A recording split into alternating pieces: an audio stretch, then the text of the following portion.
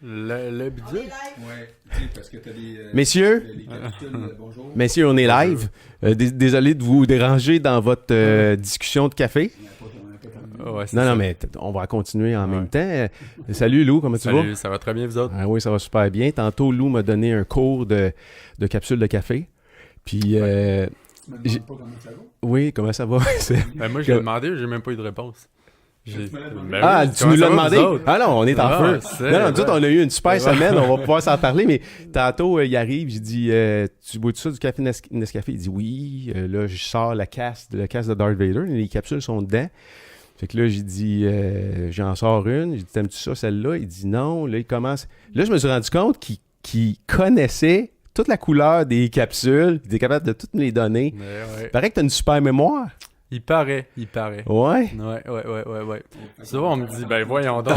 Ouais, non, faites Tout attention. ce que vous allez dire va être... Parce que ça dans va être un revenu. mois, ça se peut que je revienne puis je disais, vous avez dit ça, puis... Alors, je parlerai pas beaucoup aujourd'hui. Ouais, surtout que nous autres, la mémoire, elle est un peu défaillante.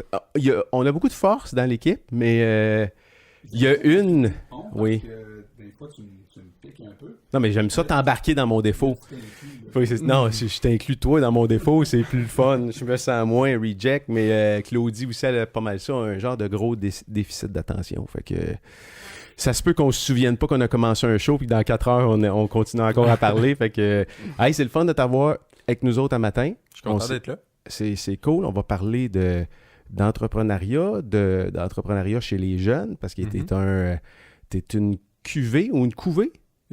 Ça se dit les deux. Oh, oui, tu peux être d'une couvée aussi, une couvée. Ça fait ouais. Ouais, Ça Ouais. fait couvrir, ça fait poule un peu. ouais. Mais si la poule couvre pas, il n'y a pas de poussin qui éclot. Non, Donc, ça, c'est sûr. tu as été couvé à quelque part. Ouais, Ça, ça, c'est c'est sûr. Ça, c'est sûr. Puis t'es d'une espèce nouveau genre.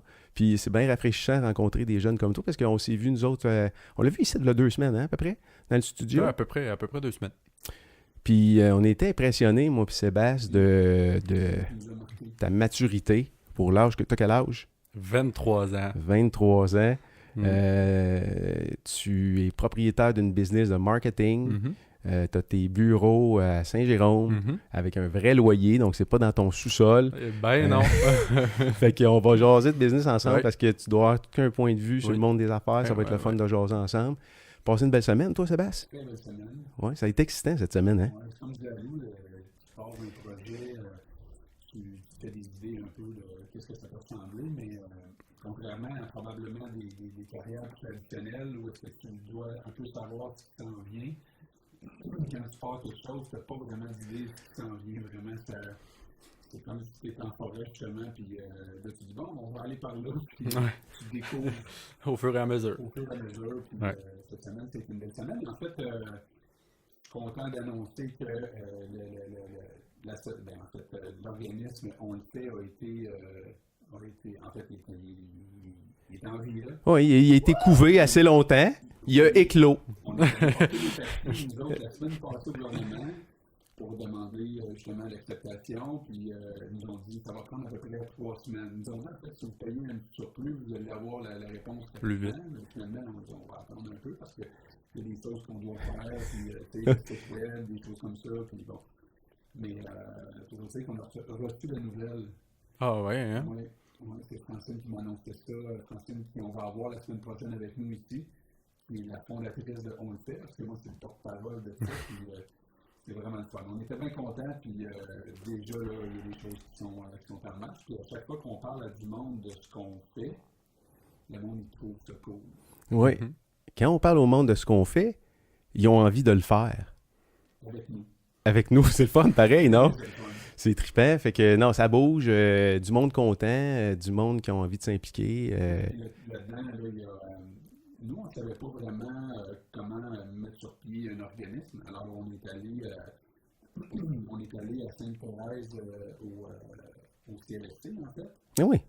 Puis on ne savait même pas qu'il y avait de l'aide Ouais. dans ce building. Ah ouais, pour l'ouverture. Ouais, de- on s'était de- fait de dire, fondation, oui, tout on ça. s'était fait dire par un vieux routier qui connaît le communautaire, notre ami Gilles. Mhm. Gilles Patnaud nous avait dit aller au CLSC, ils ont des conseillers communautaires. Finalement, on est tombé sur un chic type, quelqu'un qui a beaucoup d'expérience, un passionné. Roger Barrette. Ouais. Puis, beaucoup d'années derrière la cravate, même s'il n'y a pas de cravate. C'est vrai, pas de cravate.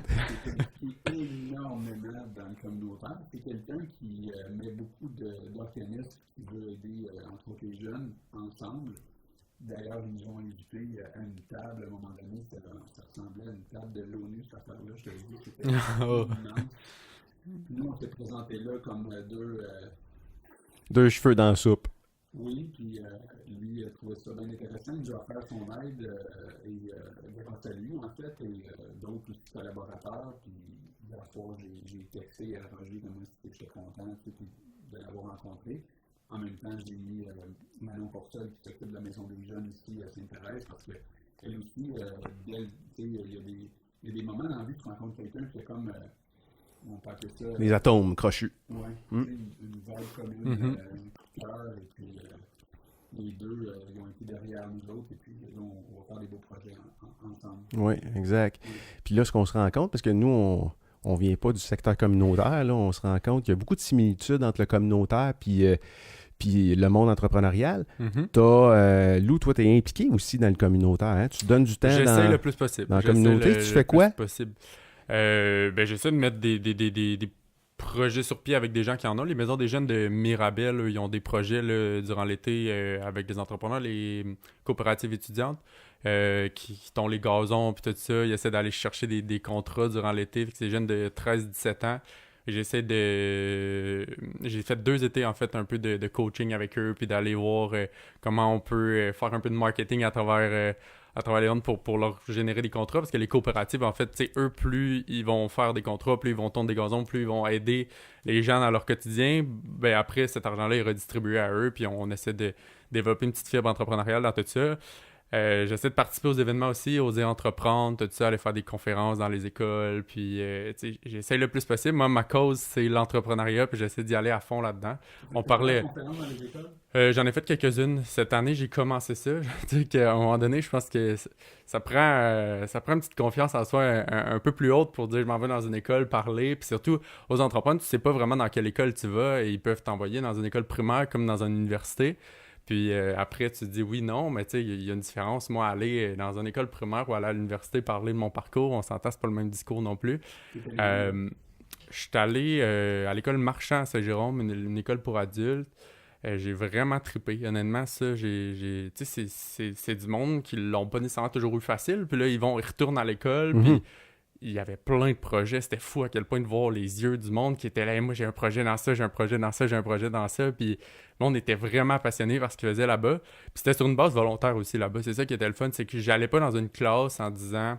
Tu sais, dans les autres écoles secondaires où je suis allé, j'étais dans une classe de secondaire 3 ou une classe de secondaire 5, puis c'était le prof de français qui disait « Bon, OK, aujourd'hui, on accueille un entrepreneur qui va venir nous parler de son parcours, puis vous allez écrire un texte de 500 mots sur lui. » Mais là-bas, c'était vraiment comme « Si ça vous tente, venez-vous-en, puis on va parler d'entrepreneuriat pendant 1 heure. » Fait que j'ai vraiment trippé là-bas. J'étais sceptique. Les gens, ils se pointaient là. Ouais, c'était comment on appelle ça, un orienteur, l'orientrice de l'école qui a organisé ça dans une période de classe, puis les gens qui voulaient venir, ils s'inscrivaient.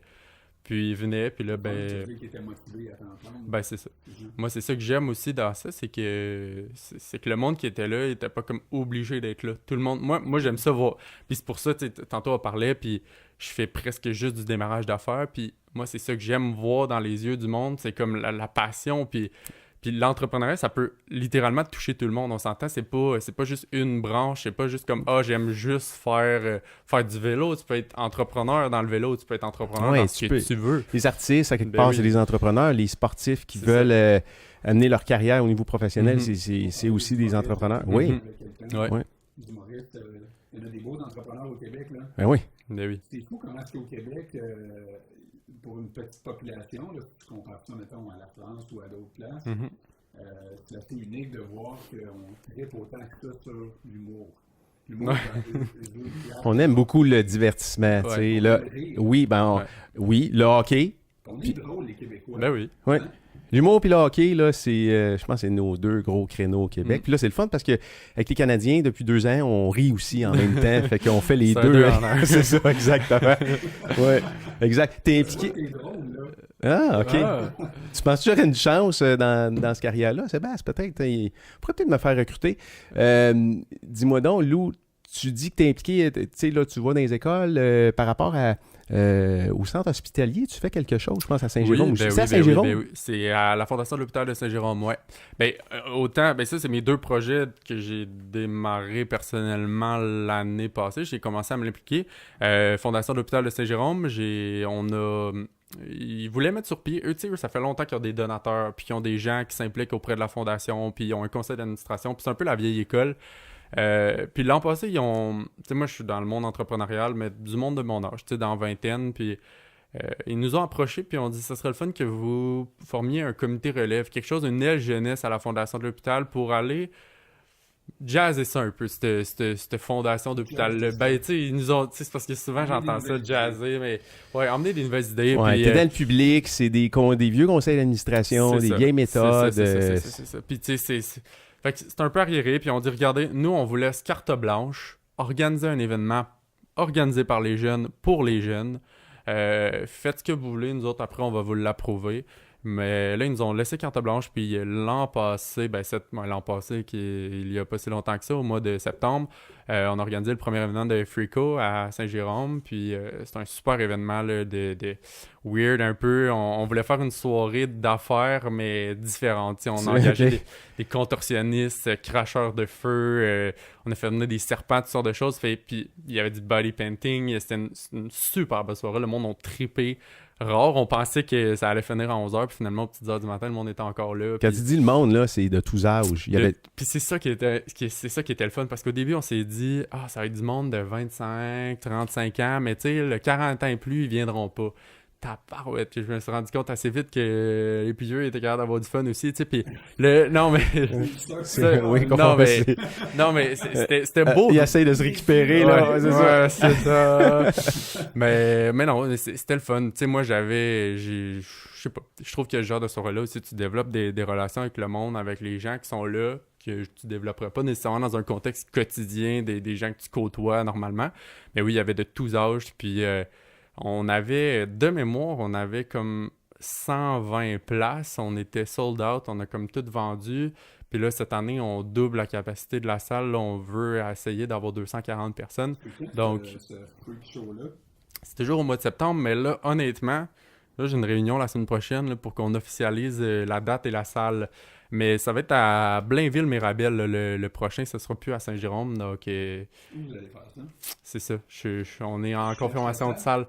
Ben, on a comme 3 salles là, en ce moment qui sont dans notre ligne de mire, mais c'est compliqué parce qu'on nous, on veut faire ça un peu freak, puis on a un food truck qui vient, on a le cracheur de feu, on a ça, puis tu sais, des fois, on rentre dans des endroits, puis il y a comme tellement de règles. Puis il y a aussi tout le côté alcool, puis tout ça, où nous, on reçoit des subventions, exemple de la SAQ, puis de tout ça.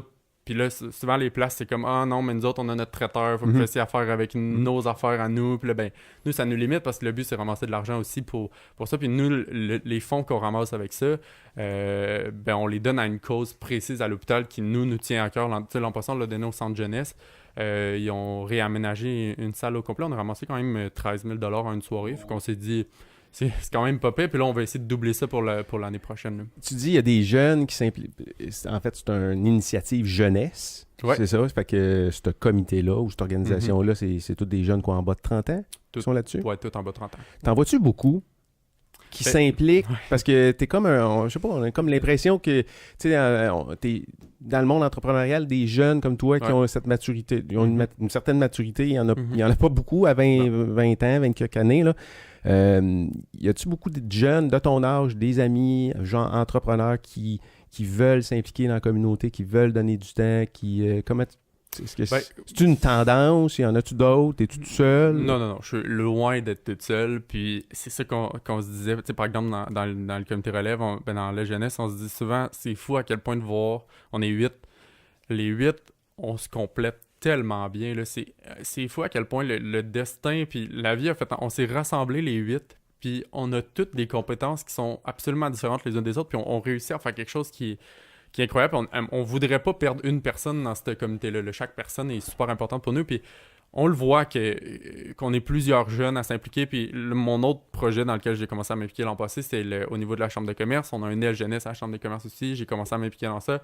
Là aussi, on a un autre 8 comme entrepreneurs qui s'impliquent pour développer l'entrepreneuriat dans les Laurentides. Mais tu sais, on le voit qu'on est toujours la même gang autour de tout ça. Mais tu sais, moi, personnellement, je connais à peu près une trentaine d'entrepreneurs de mon âge qui sont vraiment dévoués à ça puis qui s'impliquent beaucoup. Fait que j'en vois quand même plusieurs. Puis je trouve ça le fun, honnêtement, parce que des fois, quand tu démarres en affaires, puis je le dis souvent aux gens, tu démarres, t'es toute seule, t'es comme toi-même, laissé à toi-même. Puis moi, quand je démarrais, j'étais un peu comme ça.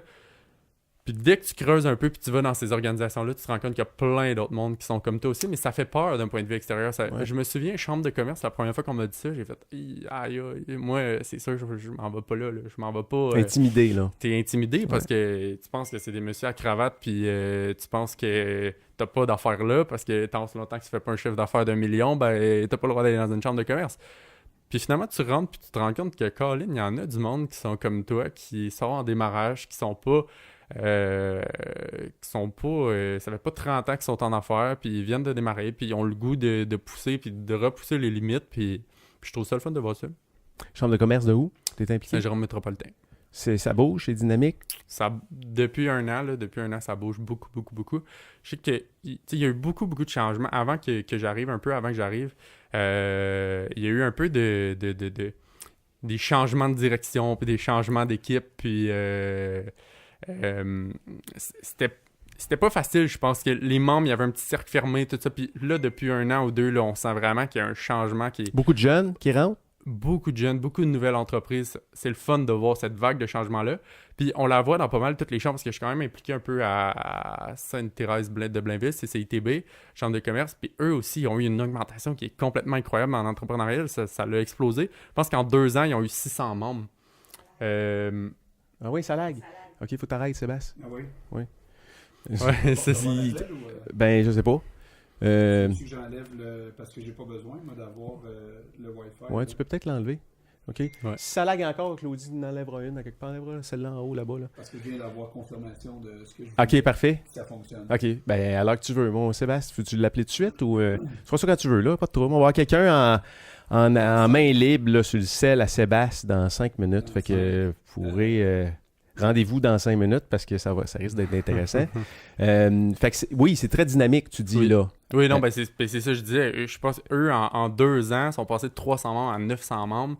L'équipe est passée, la permanence est passée comme de 4 personnes à 12 personnes en 2 ans. C'est fou à quel point il y a eu une explosion dans cette communauté-là, puis ça dynamise un peu. Beaucoup de jeunes. C'est-tu beaucoup de jeunes ou si tu vois de tout âge? C'est vraiment de tout âge. Vraiment de tout âge. Il n'y a pas plus de jeunes, plus de vieux, plus de... C'est vraiment de tout âge.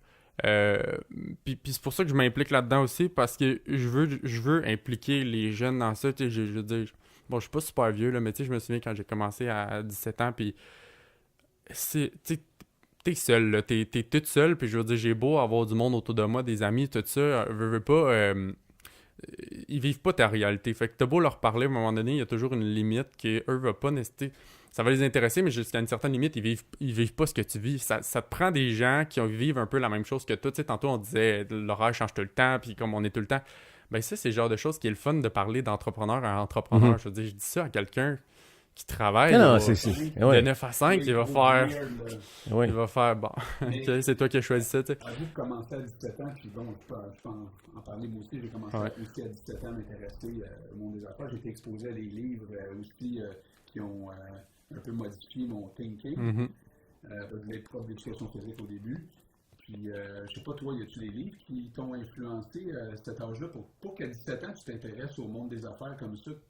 Il a été où le déclic? C'est quoi le facteur?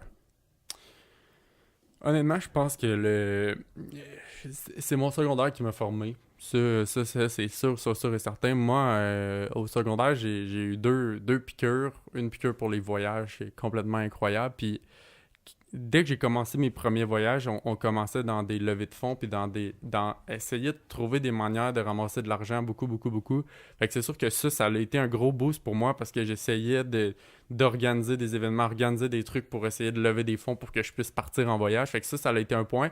Puis aussi, il y a eu mes 2-3 dernières années de secondaire, je me suis beaucoup impliqué dans le conseil étudiant, tout ça. Fait que tu sais, j'étais sur les conseils d'administration de l'école, puis j'ai essayé de faire changer des choses aussi, puis ça, ben, je remercie. Je veux dire, c'est ça qui a fait en sorte que j'ai développé ma fibre entrepreneuriale aussi.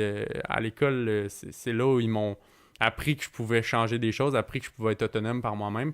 Il y a le fait aussi qu'au primaire, j'étais allé dans une école alternative aussi. Fait que dès le début, j'étais comme confronté à dire j'ai quelque chose à faire, c'est moi qui organise mon temps, puis à la fin de la semaine, il faut que je réussisse à avoir terminé. Fait, je pense qu'il y a plusieurs facteurs qui ont fait en sorte que... Tu es devenu autonome très vite, là, C'est ces écoles-là, c'est ça qui favorise. Mais puis ton père aussi, je pense, ton père a une business, c'est ça? C'est sûr, mes parents, les deux étaient entrepreneurs, donc c'est sûr qu'à un moment donné, veux pas, c'est ça l'exemple que j'ai eu aussi, ça n'a jamais été du travail de 9 à 5 nécessairement. Je veux dire, ça vient avec un style de vie qui est... Tu sais, il y a des avantages et des inconvénients, mais je pense qu'il y en a partout. Mais tu sais, moi, j'ai vu ces avantages et ces inconvénients-là. Puis il y a peut-être des choses dans ça qui m'ont plu aussi, je veux dire. Mais oui, j'ai toujours été un peu dans ce monde-là, donc j'imagine que ça m'a influencé. C'est ça qu'on parle de ça juste après l'appel. Tu vas faire l'appel. Mais ouais. On va parler aussi de... Peux-tu nous dire qui on appelle? Ben là, en fait, oui. Elle s'appelle Lisanne. OK. Lisanne Richard. Tu connais-tu, toi, Lisanne Richard? Non. OK. Je connais pas Lisanne. En fait, tu me l'as montré tantôt, on a vu des images, là, mais... Ma conjointe, elle a coaché le plongeon quand elle était au lac Saint-Jean. Ah oui. Ouais. Puis Lisanne a fait partie là, des petites filles qu'elle a coachées Ah, à ce ouais. moment-là. OK. Puis ça sont perdu de vue. Puis à un moment donné, Claudine, je pense qu'on était peut-être en tout cas rendu à Ronde, puis il y avait des spectacles de plongeon, puis on avait dit la fille qui va plonger en haut, là, il y avait comme elle dit cette fille-là, je l'ai déjà coachée quand elle était toute petite. Puis là, elle a suivi un peu sa carrière, Claudine. Puis là, à un moment donné, on est tombé sur des vidéos, on a vu Lisanne plonger en bas de certaines immenses falaises. Mm-hmm. Puis là, elle gagne sa vie à faire ça. Il y a Red Bull là-dedans, puis tout ça. Ah, ouais. Elle voyage à travers le monde. C'est une mère de, je crois, 2 enfants qui a continué en shape, en tabarouette. Elle a fait du plongeon de falaise. Ouais, elle se pitche en bas des falaises. Puis elle fait des vrilles, tout ça, puis il faut qu'elle tombe les pieds dans l'eau, sinon ça fesse. Fait que là, elle est en autobus. C'est quoi son nom? Lisanne Richard. OK. Fait que si tu peux peut-être trouver quelque chose. Fait que là, je vais l'appeler parce que j'aimerais ça qu'elle dise qu'elle voudrait peut-être venir. J'ai aucune idée elle est où dans le monde. Elle est peut-être à Montréal. Mais j'aimerais ça peut-être qu'elle vienne parler de sa passion. Oui. Quand même, Oui, allô? Bonjour. Bonjour. Comment ça va, Lisanne? Ça va bien, mais j'entends vraiment pas bien. Je ne sais plus mon truc, je ne sais pas si c'est Tu me disais que tu étais dans un autobus? Ouais, c'est comme le plus fort que je peux avoir. Mais il y a beaucoup de bruit dans l'autobus, malheureusement. Dans l'autobus, mais dans quel coin? Je suis dans le quartier Rosemont. Je descends bientôt parce que j'ai un rendez-vous en acupuncture avant d'aller à l'entraînement. Ah, ok, donc tu es à Montréal. Normalement, j'aurais déjà été rendue à l'acupuncture pour qu'on ait été tranquille, mais là, ma soeur était malade ce matin, fait que ça a été très compliqué de pouvoir faire ça de la maison. Ah, ok. Écoute, en ce moment même, là, on regarde des images de toi qui va sauter en haut d'un tremplin qui est quand même assez haut. Ouais. On a trouvé ça sur YouTube. Tu as un costume de bain avec le drapeau du Canada dessus. Là. Ouais, c'est difficile à savoir c'est quelle image parce que c'est pas mal du costume de bain. Et on va donc bien t'avoir plongé, puis les plongeurs, ils s'en vont te voir en dessous de l'eau. Ouais, j'essaie pas de voir en dessous de l'eau pour s'assurer qu'on est correct. Ça fait vraiment partie de ça parce que le plus grand danger dans le plongeon, c'est vraiment pas dans les airs, c'est au niveau de l'entrée à l'eau. Étant donné qu'on arrive tellement rapidement, ça l'entrée à l'eau qu'on pourrait faire mal. C'est pour ça que les autres descendent tout de suite dans l'eau pour s'assurer que tout est correct. Écoute, Lisanne, on se connaît pas beaucoup, mais je sais que ma conjointe Claudine, elle t'a connue quand tu étais toute jeune. Oui. Et C'est grâce à elle que j'ai continué depuis longtemps. Claudine, à chaque fois qu'elle te regarde sur YouTube faire tes prouesses, elle a tout le temps une larme à l'œil. Honnêtement, elle tripe vraiment sur ta carrière. Puis, je lui ai dit à Claudine, j'aimerais vraiment ça pouvoir lui parler, puis peut-être pouvoir éventuellement t'avoir ici sur notre show, notre web télé, parce qu'il y a des, comme là aujourd'hui, on est avec Lou, qui vient te regarder ici Ouais. en ce moment. C'est un jeune entrepreneur passionné. Salut, salut. Et c'est ça, les gens viennent partager leur passion ici. Alors, je ne sais pas si toi, tu aimerais ça venir, à un moment donné, venir nous partager ta passion. Ben, c'est certain que ça me ferait plaisir. C'est super, parce que, écoute, je pense que ça peut inspirer plein de monde, parce que, honnêtement, je ne sais pas, j'imagine que tu es super connu à travers le monde, mais toi, tantôt, je parlais de toi ici dans le studio, puis il y a des gens qui ne te connaissent pas ici au Québec, j'imagine, hein? Ah, ben, c'est ça. C'est vrai que ça dépend vraiment où on va. Il y a des villes où on est plus rockstar, mais... Où est Rockstar? Daniel peut demander où est-ce que tu es rockstar? Ben, en Bosnie, en France. En France. C'est mieux d'avoir parlé de ces téléphones, personnes vraiment passionnées de plongeon. Parce qu'on plonge pont qui relie les deux côtés de la ville. Puis tout ce secteur-là, c'est magnifique, c'est patrimoine UNESCO. Parce qu'ils ont vécu la guerre, puis toute la ville a une histoire assez rock. Mais maintenant, c'est notre fait, tout le monde doit aller d'entendre. Puis il y a le pont fait partie de l'histoire de la ville, puis il y a des montaries, c'est des plongeurs locaux qui font ça de père en fils, qui plongent de ce pont-là, puis ils ramassent des sous, ils font des spectacles, puis des Oh. de plongeon. Donc ça fait vraiment partie de l'histoire de la ville et du pays. Puis là, quand on arrive avec une compétition de Ghost Diving, ils sont tellement contents de nous voir parce qu'ils suivent le circuit, puis ils sont vraiment gentils. Dan, je suis déjà convaincu qu'on va avoir un super bon show avec toi. Je te laisse aller à ton acupuncture parce que, bon, Oui, je suis désolée pour la contreface ce matin avec 3 enfants. tu as 3 enfants et tu continues à compétitionner comme ça. D'abord, chapeau, bravo pour ton succès. Puis j'ai vraiment hâte que tu nous parles d'où tu as commencé, puis comment est-ce que tu t'es rendu là, puis comment ça se passe. Alors, je te rappelle pour te booker un rendez-vous prochainement. Excellent, merci beaucoup. Puis en attendant, un beau bonjour à Claudine, puis j'espère que je vais avoir la chance d'en voir. C'est sûr qu'elle va venir assister à ce show-là. All right. Bravo pour votre beau travail, de temps d'aller fouiller sur les réseaux sociaux. Puis bravo pour ce que vous faites. Ça me fait plaisir d'embarquer là-dedans avec vous. C'est super, Phil. Merci beaucoup. Bonne journée. Merci. Bye. Bye. Bon, excusez. Voilà. Ben, c'est cool. C'est cool. Parce qu'elle avait juste 10 heures le matin de libre. C'est une femme occupée, on dirait bien. 3 enfants. Hein? Pas d'enfants encore, toi, hein? Ben, là, non. Non. Tu te dis Non. parce que à l'âge que tu as, moi, je me disais, comment m'en faire pour en avoir? Ouais. C'est ça. Je vais Ouais. rentrer ça où? Je vais rentrer ça où? Non, moi, je me suis dit, je vais commencer jeune, comme ça, quand je vais être stable, je vais être prête pour ça, mais non, ça m'effleure même pas l'esprit en ce Non, moment. tu veux bâtir le Ouais. Avant qu'on parle à Lisanne, tu parlais de l'environnement dans lequel tu as baigné. Ouais. En mère à ton père, à l'école, tout, super intéressant. Moi, je connais ton père. Mhm. C'est d'ailleurs comme ça qu'on a pu se rencontrer. Ouais. Et ton père me disait, il me parlait de toi, puis il y avait des étoiles dans les yeux quand il parlait de toi. Là, il est vraiment fier de toi. Là. Puis il dit, moi, je suis pas un entrepreneur à côté de lui.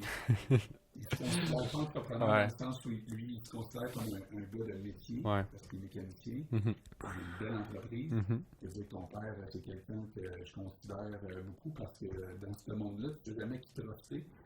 Puis il est honnête Ouais. et ça, c'est des belles qualités, des belles valeurs qu'il te transmis aussi. Mais pourquoi tu dis ça, que lui, t'en es pas un, puis toi, t'en es un, mettons? Honnêtement. Tu l'as-tu entendu, celle-là? Tu Ben l'as- oui, là, non, ouais? mais je veux dire. Je pense que je l'entends honnêtement à travers tout le monde. On dirait que tout le monde qui a une entreprise qui a comme. Exemple, des gars dans la construction, quelqu'un qui a un garage, le gars qui a une plomberie. Puis on dirait qu'il y a des corps de métier que les gens disent ben moi, je fais ma job, puis je fais pas plus, puis je suis pas entrepreneur. Puis on dirait parce qu'ils démarrent pas plein de projets, ils sont pas entrepreneurs, mais. Colin, je veux dire, ils le sont en tas, là, je veux dire, mon père il est parti de son petit garage tout seul, puis là maintenant il est rendu avec une équipe, il est rendu avec 3 locales, puis il est tout le temps en train de penser à comment je peux faire pour être plus productif, pour être plus efficace, comment je peux faire pour ci, comment je peux faire pour ça. Tu sais, je veux dire, ben, il a pris beaucoup, beaucoup, beaucoup de risques, comme tout le monde en a pris, mais pour ça, c'est bizarre d'entendre ça. Je suis pas entrepreneur, toi tu l'es. Ben, oui, Non, ou c'est j'imagine. peut-être la définition où... Tu sais, tu regardes ces réseaux sociaux, là, ce mot-là, entrepreneur, Ouais. il y a une image qui est collée Ouais. à ça, puis, tu sais, une image qui est surfaite, tu en vois partout, Ouais. le gars est à côté sur sa Lamborghini, il est assis dans un jet privé, ou... on voit ça partout, puis je pense qu'à quelque part, quand on voit des jeunes, comme toi, mettons, arriver à 20 ans, puis dire, bah, je suis entrepreneur, les plus vieux, comme tu disais tantôt, là, les plus vieux, les anciens comme nous autres, on regarde ça, puis on a un peu... Il y a beaucoup de cynisme par rapport à ce mot-là pour les jeunes. Mhm. Oui, parce que, tu sais, bon, c'est quoi ton expérience, puis, tu sais, t'as pas fait tes preuves, puis, Non. tu sais, il y a beaucoup qui parlent à travers leur chapeau aussi, puis, tu sais, ce mot-là est vraiment utilisé à toutes sortes de sauces, là. Mais, comment tu vois l'utilisation de ce mot-là chez les jeunes, là, parce que toi, t'en es un vrai. Toi, t'es un vrai entrepreneur. Ouais, mais Comment- qu'est-ce qui différencie le vrai du faux? C'est ça la question, c'est qu'en quelque part, peut-être que j'ai des ambitions qui sont différentes dans mes projets, puis peut-être que je veux tout le temps repousser les limites, mais je pense que mon père en est autant un, puis je pense qu'il Oui. y a beaucoup, beaucoup, beaucoup de monde qui est entrepreneur, mais c'est vrai ce que tu dis, puis je sais pas, on dirait que d'un point de vue extérieur, ceux qui sont pas entrepreneurs, le mot entrepreneur a une association qui est, je compare presque ça à des artistes, là, le grosse vie de jet set, puis le monde pense que je me promène en limousine, que j'ai un chauffeur privé, puis que je peux faire ce que je veux quand je veux, puis que je peux partir en voyage quand je veux. Puis tout C'est ça. l'image qu'on reçoit. Ah, mais c'est définitivement. Puis je Ouais. pars en voyage souvent, puis pourquoi? Tu sais, moi, j'ai décidé d'être entrepreneur dans la vie, puis je travaille 7 jours sur 7, mais je pars 4 fois par année en voyage. C'est pas parce que, je veux dire, je peux me le permettre, puis me dire que moi, je pars en voyage quand je veux. C'est que moi, je me suis dit, mon style de vie, pour mon début de vie, ça va être travaille fort, puis obtiens des résultats, puis après, tu vas pouvoir... Puis tu sais, c'est ça que je cherche un peu, je pense, dans ça, c'est un peu de liberté, puis de dire, tu sais, je travaille fort, puis après, je suis capable d'aller faire ce que je veux. Mais dans l'intérieur du monde entrepreneurial, les gens qui sont entrepreneurs, là, c'est tout le contraire. Là c'est jeune, puis comme, regarde, t'en as encore beaucoup à vivre, puis constamment, je dois faire mes preuves, puis je dois... oui, je suis bon, oui, j'ai fait telle chose. Puis tu sais, à un moment donné, je me suis déjà fait demander comme, t'as-tu ton certificat? T'as-tu quelque chose qui me prouve que tu vas être bon dans ce que tu vas faire? Puis là, j'étais là, mon Dieu, à quel point les gens, ils ont pas confiance, puis vu que je suis jeune, je suis bon à Ouais. rien, tu sais. Ta face est comme une difficulté de plus, là. Ouais, mais ben oui, puis ça, encore aujourd'hui, j'en parlais encore il y a 2 jours avec quelqu'un qui me dit, tu sais, c'est-tu difficile le fait que tu sois jeune? Je me bats à chaque semaine à cause de ça, parce que les gens, je sais pas pourquoi, ils voient quelqu'un qui a 40 ans, puis ils voient moi, il va dire, ben lui qui a 40 ans, il a plus d'expérience, mais j'ai de la misère avec ça, j'ai de la misère avec ça, ce côté-là, parce que, tu sais, je trouve que, oui, il y a peut-être de l'expérience, mais il y a des vieilles méthodes, moi j'ai des nouvelles méthodes, puis à un moment donné, tu sais, je veux dire, euh, on a juste une façon différente de travailler, mais je suis pas moins compétent, je pense, que la personne d'à côté. Je trouve ça relatif. Tu dirais-tu qu'il y a une barrière qui est là entre l'aile jeunesse et l'aile plus, disons, qui ont... Bonne question. je ouais. pense qu'il manquait un petit peu de collaboration. Il en manque. Ouais. Ça, honnêtement, il en manque. Il en manque. J'aimerais ça qu'il y ait plus de travail d'équipe entre les plus vieux, les plus jeunes, à tous les niveaux. Partout où je m'implique, je trouve on dirait que les vieux de la vieille école, si on veut, il y en a beaucoup, puis c'est pas tout le monde. Puis je veux vraiment pas mettre tout le monde dans le même panier, parce qu'il y en a qui sont super impliqués avec nous, puis qui nous poussent, puis qu'on a de leur aide. Mais il y en a beaucoup qui... Souvent, dans notre vie, puis dans ce que j'ai fait, c'est comme, allez-y, faites ce que vous avez à faire, puis on espère que vous allez réussir, puis comme, plantez-vous pas, parce que sinon, ça va vous revenir dessus, c'est sûr. On n'a pas de ce petit support-là, souvent, qui vient avec les gens qui ont de l'expérience. Oui, il y a une barrière. Elle n'est pas énorme, la barrière. Elle est vraiment pas énorme, mais oui, il y a une barrière. Il y a une barrière ou peut-être peut-être une peut-être une frontière, parce que vous êtes probablement la première génération qui existe là, sur cette planète-là, qui arrive avec des connaissances que la plus vieille génération n'a pas de façon naturelle, qui est tout le volet technologie, le volet réseaux sociaux. Vous arrivez avec ça, vous autres. Fait qu'à quelque part, je pense que ça, cet instrument-là ou cet outil-là que vous avez peut compenser le manque d'expérience. Je pense plus que c'est comme une frontière. Puis c'est une frontière qui, pour les plus anciens, qui peut être qui est épeurante aussi. Là. Parce que vous maîtrisez des outils que beaucoup, je dirais la majorité des gens de l'autre génération plus vieille maîtrisent pas. Là. Maîtrisent pas, puis il y a aussi, tu parlais de certificat, tu sais, l'importance, il y a une génération, bon, il y a des changements, mais tu sais, il y avait étudié, va chercher des diplômes, puis après ça, va chercher une bonne job payante. Le papier n'est plus la clé. Pour avoir ta maison, puis ta petite puis tu sais, bon, il y avait ça. Là, ça change beaucoup parce qu'il y a des gens qui vont même chercher sur le web exactement ce qu'ils ont besoin. Ça ne vient pas nécessairement avec un certificat, mais parce que tu es quelqu'un d'allumé, tu maîtrises rapidement cette nouvelle affaire-là que tu mets en application, puis boum, ça fonctionne. Alors que la personne qui est peut-être à l'école, qui n'est même pas exposée à ça, va avoir son diplôme, mais ne saura même pas de quoi tu parles.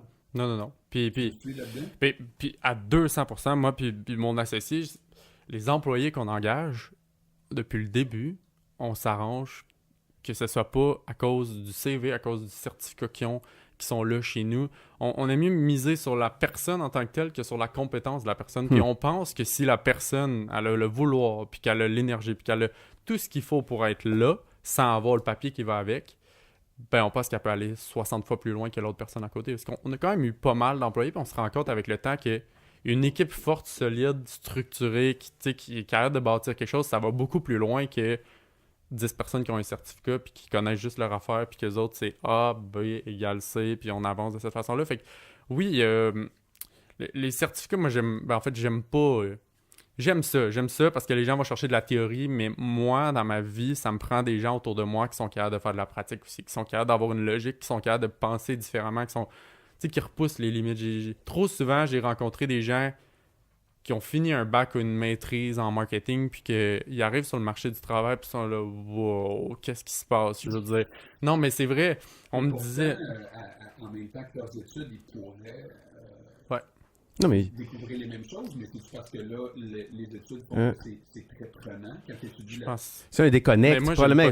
J'adhère pas à ça parce que je pense que dans la vie, quand tu as des passions, tu vas toujours trouver le temps de te libérer du temps pour aller voir ça. Puis c'est faux que l'école te prend tout ton temps puis que tu n'as vraiment pas le temps d'absolument rien faire parce que tu es à l'école. Je pense que c'est une question de priorité à un moment donné, puis tu peux t'investir dans certaines choses, peut-être moins, peut-être que oui, tu as moins de temps que d'autres personnes, mais je pense qu'à partir du moment où tu as une passion qui est réelle, qui est là, qui est présente, tu peux faire ce que tu veux, littéralement.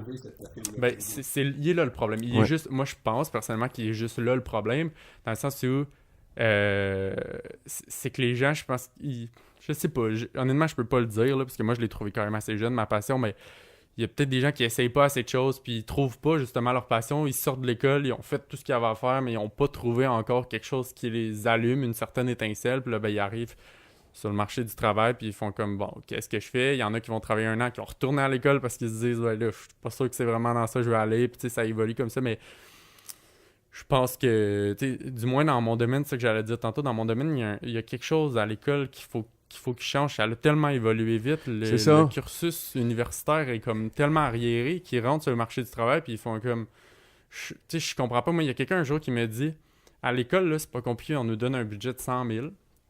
Les profs nous disent, faites-nous une campagne publicitaire avec ça. Puis si la campagne, en général, fait du sens, ils ont une bonne note. Mais c'est pas mis dans un contexte quotidien. Fait que ce qui arrive, c'est que ils n'analysent pas s'il y a des retours sur investissement sur les campagnes, tout ça. Puis là, ils arrivent sur le marché du travail à des entreprises comme la nôtre, puis nous qui travaillons avec des entreprises qui ont comme 5 000 de budget pour l'année au complet. Puis là, eux autres sont là, OK, c'est parce que c'est même pas le prix d'un panneau sur le bord de l'autoroute, cette affaire-là. Ça marche pas. Puis tu sais, lui, à l'école, ce qu'il a appris... Tout ce qu'il a appris fonctionne pas. C'est ça, lui, il est là... Mais je vais aller plus loin que ça. Ouais, c'est ça. Mais Lou, je vais aller plus loin que ça. C'est ceux qui sortent de l'école se rendent compte que finalement, ce qu'ils ont appris ne s'applique pas. Mais les plus jeunes, ceux aujourd'hui qui ont 12, 13, 14, 15, 16, qui ont, tu sais, qui grandissent avec cette réalité-là, des nouvelles technologies, puis que, tu sais, finalement, ils doivent réaliser à quelque part que l'université ou les diplômes, finalement, c'est pas la clé. Regardent ça, puis ils se disent, finalement, ça me donne quoi d'aller passer tout ce temps-là à l'école, puis, tu sais, d'étudier pour finalement, ça va servir à quoi? Moi, j'ai comme l'impression que les jeunes sont comme un peu perdus parce que quand ils regardent leur futur, là, en avant, là, ils se disent, tu sais, puis ils nous regardent, nous autres, ils se disent, bon, les autres sont tous allés à l'école, mais tu sais, la réalité qu'eux autres, ils constatent ou qu'ils comprennent, s'applique pas dans leur vie. Qu'est-ce que t'en penses? T'es-tu en contact avec des jeunes, des plus jeunes, 12, tu sais, de 12 à 17, mettons, là? Je suis en contact, j'essaie d'être en contact le plus. J'en ai pas autour de moi, mais quand je m'implique, puis quand je vais dans les écoles, quand je fais l'été, tu sais, oui, je suis en contact avec des jeunes, puis c'est fou à quel point il y a comme, tu sais, avant, les jeunes disaient « Ah, je veux devenir pompier, je veux devenir ici », puis maintenant, c'est T'entends rendu... plus ça? Je veux être influenceur sur Instagram, puis je veux... YouTuber. Ouais, c'est ça, YouTuber, puis ce genre d'affaires-là, mais oui, je pense que... On a un accès à l'information que peut-être les gens avaient pas. Ça, c'est clair. Puis peut-être qu'on se pose beaucoup de questions. Puis je pense que je suis le meilleur exemple. Je veux dire, j'ai même pas... Tu sais, officiellement, moi, j'ai même pas un DEC en ma possession. Là, la seule chose que j'ai, c'est une attestation d'études collégiales en graphisme parce que je me suis dit, j'aime mieux faire 60 cours qui vont aller me chercher plein de petites choses qui vont me former moi en tant que personne. J'aime mieux faire des cours d'anglais pour être parfaitement bilingue puis des cours d'espagnol pour être trilingue que d'aller à l'école dans plein de cours puis qu'un cours sur deux soit comme pertinent pour moi. Fait que oui, je pense que les gens se posent beaucoup de questions. Puis j'ai plusieurs personnes de mon âge autour de moi qui ont fait un deck, qui prennent une pause parce qu'ils savent pas où est-ce qu'ils veulent aller à l'université. Puis là, ils retournent à l'université. Puis il y a de quoi. T'sais, puis je connais pas le avant. Fait que c'est difficile pour moi de comparer le avant versus le maintenant. Mais oui, il y en a beaucoup des gens qui se posent beaucoup de questions. Il y a toujours eu depuis toujours là, des gens, tu sais, l'école, la façon qu'elle a été construite, je pense qu'il y a un rappeur américain qui a fait un vidéo là, sur l'école, je sais pas ce qui s'est passé là. Puis là, il montrait, mettons, le téléphone, comment il a évolué, comment il a évolué, tout comment il a évolué. Puis là, il montrait l'école dans le temps, puis l'école aujourd'hui. C'est encore les même pupitres, affaire. c'est encore le prof en avant. Ouais. Tu comprends? Ouais. Je sais pas si ça vous dit quelque chose, le rap que je vous parle, là, mais je me rappelle pas du nom. Là. Mais toujours est-il que on ne veut pas nécessairement remettre tout en question tout le temps, mais dans ces écoles-là, dans le passé, il y a toujours eu des enfants là-dedans qui tapaient du pied, qui regardaient par la fenêtre, qui se demandaient qu'est-ce qu'ils font là. Moi, je parlais de ça hier justement avec un entraîneur. Puis je disais, comment moi, mettons, à l'école, il n'y avait pas de sport attaché à ça. Puis je suis un jeune qui aimait bouger, je pense hyperactif un peu. Puis finalement, je trouvais ça long et plate. Tu sais. Mon gars, il trouve ça long et plate aussi, mais lui, il y a beaucoup de sport intégré dans l'école. Fait que finalement, il est beaucoup plus stimulé à être tu sais. Mais ça, c'est un fait qu'il y en a qui tapent du pied là, pendant qu'ils sont à l'école. Puis il y en a toujours qui ont été capables de sortir de là et de dire je vais partir d'une entreprise jeune. Puis ils ont même engagé beaucoup d'universitaires, beaucoup d'entrepreneurs qui ont engagé des gens beaucoup, en guillemets, plus compétents qu'eux. C'est comme, des fois, partir d'un business, c'est comment tu t'entoures. Exactement. L'école, c'est pas nécessairement mauvais, dans le sens où ça peut former d'excellents employés. Puis probablement aussi d'excellents entrepreneurs. Oui, puis des compétences de base, là, tu sais, gestion de priorité, puis des objectifs. Puis... Oui, il y a plein de professions, il y a des passionnés là-dedans qui sont passés par des études universitaires, collégiales, le secondaire, mais parfois on est en train d'étudier l'école. Non, c'est un constat de la réalité. C'est sûr qu'il y a pour certaines personnes, c'est un environnement qui fait que il existe d'autres choses que ce qu'on me propose. Je parlais avec une femme cette semaine qui parlait de décrochage scolaire. Puis elle disait, on a des tests pour voir un peu l'intelligence des gens, puis où est-ce qu'ils pourraient se diriger dans le futur. Mais elle dit, ce qu'on leur propose, c'est un test assez facile, ce qu'on leur propose, qu'on leur met comme, après ça comme réponse. Il y a peut-être des jobs là-dedans qui n'existeront plus dans 5 ans, dans 10 ans, dans 15 ans. Fait que c'est comme quand tu parles des fois d'arriéré, c'est-à-dire que le système change lentement. Puis la société évolue à vitesse grand V. J'aimerais ça avoir, mettons, du matériel pour les jeunes qui pourrait proposer des trucs qui sont complètement out of the box, qui Mhm. existent, Ouais. mais qui sont moins connus. Mhm. Parce que il y a plusieurs, il y a des tendances qui changent. Là. Oui, vas-y. tu parlais de- Non, vas-y, Sébastien. on regarde là, la courbe en haut, en 2009. Oui, ça, ok? c'est l'indice entrepreneurial québécois. Je pense que c'était en 2018. Aujourd'hui, Fondation de l'entrepreneurship. 2009, ok, on voit la courbe. Là, chez les jeunes, ça a passé de 11%, ça a monté en 2016 à 42%. Ouais. Ça, c'est un taux d'intention. Là. Fait que si tu poses la question Ouais. aux jeunes, as-tu Ouais. l'intention de t'appartir en business? 2009, il y en avait 11 sur 100 qui disaient oui. Regarde, là, disons, 2012 ok, à 2016, en 4 ans, c'est passé de 15% à 42%. Mhm. C'est un bond Incroyable. incroyable, je veux dire. Ouais. C'est jamais vu dans l'histoire du Québec, ça, là, tu sais. Puis, alors, qu'est-ce qui fait que. Tu sais, comment on peut expliquer un truc comme ça, selon toi? Peut-être que peut-être qu'il justement il y a tellement un accès à l'information puis Ça, ça c'est clair. qu'on se développe des micro-passions puis peut-être que les entreprises au lieu d'être des grandes organisations de 100-200 personnes ben ça va évoluer vers des plus petites entreprises spécialisées dans des domaines précis avec plein de gens qui sont ultra passionnés dans ce qu'ils font. Peut-être que c'est vers ça qu'on s'en va parce que ne serait-ce ben là je parle dans mon domaine parce que je le connais bien mais tu sais je veux dire je recule il y a 5 ans de ça puis aujourd'hui c'est fou à quel point il y a des formations dans plein de petits domaines puis il y a des gens qui se sont spécialisés tantôt je disais influenceurs il n'y avait pas ça là. Il y a 5 ans c'était pas la grosse vogue l'influenceur puis tout ça puis là maintenant aujourd'hui on va avoir des gens qui sont spécialisés dans Facebook des gens qui sont spécialisés dans Google des gens qui sont spécialisés avant c'était du marketing point barre à la ligne t'étais dans ça puis peut-être qu'il y a aussi ça, les gens se développent des micro-passions puis ils se partent en affaires dans des choses qu'ils aiment puis ils font ce qu'ils font puis ils vont, je sais pas. C'est difficile à expliquer, mais Ouais, je il y a me dis- peut-être aussi tu sais, ce que les médias nous envoient, les médias sociaux, d'une culture où tu peux tu sais, réussir rapidement du jour au lendemain. Tu sais, la consommation jetable instantanée. Là, tu sais. Mhm. Je ne sais pas si les jeunes se disent OK, la seule façon d'arriver à ça, c'est de me partir en business. Il y a probablement une connexion entre tu sais, l'entrepreneur ou l'image qu'on se fait de l'entrepreneur, puis tu sais, qu'on reçoit des réseaux sociaux comme pattern. Là, tu sais. Moi, je pense, j'en fais une petite analyse là, basique, là, je pense qu'il y a plus de jeunes aujourd'hui qui rêvent d'avoir une passion. Mhm. C'est comme si avant ça, c'était exposé avec des parents peut-être qui métro boulot dodo, Ouais. à un moment donné. C'est une vie plate, là. Fait son temps, et dans le trafic, Mhm. paye des billes, endetté, oui, des bébelles, mais tout à tempérament, puis là, du stress embarqué, des burn-out par Hein? burn-out, puis là, il y a comme une vague de jeunes qui se disent, j'ai vraiment le goût, moi, de me pitcher là-dedans. Sauf qu'en même temps, on s'entend-tu que avoir développer une passion, puis de développer une entreprise, c'est pas garanti que ça va fonctionner. Puis il y a-tu de la place pour 42% de la population Ouais. qui a une Non. entreprise? Mais probablement qu'il y a de la place, par contre, à ce que tu trouves une passion dans ta vie, puis ça se pourrait que tu te retrouves avec une job. Parce que je fais juste m'imaginer être un jeune, puis, tu sais, mettons, je t'écoute là, depuis tantôt, puis toi, tu m'inspires. Puis je me dis, peut-être que je ne serais pas un deuxième loup, ton compétiteur. Mhm. J'aimerais peut-être travailler avec toi, par exemple. Mhm.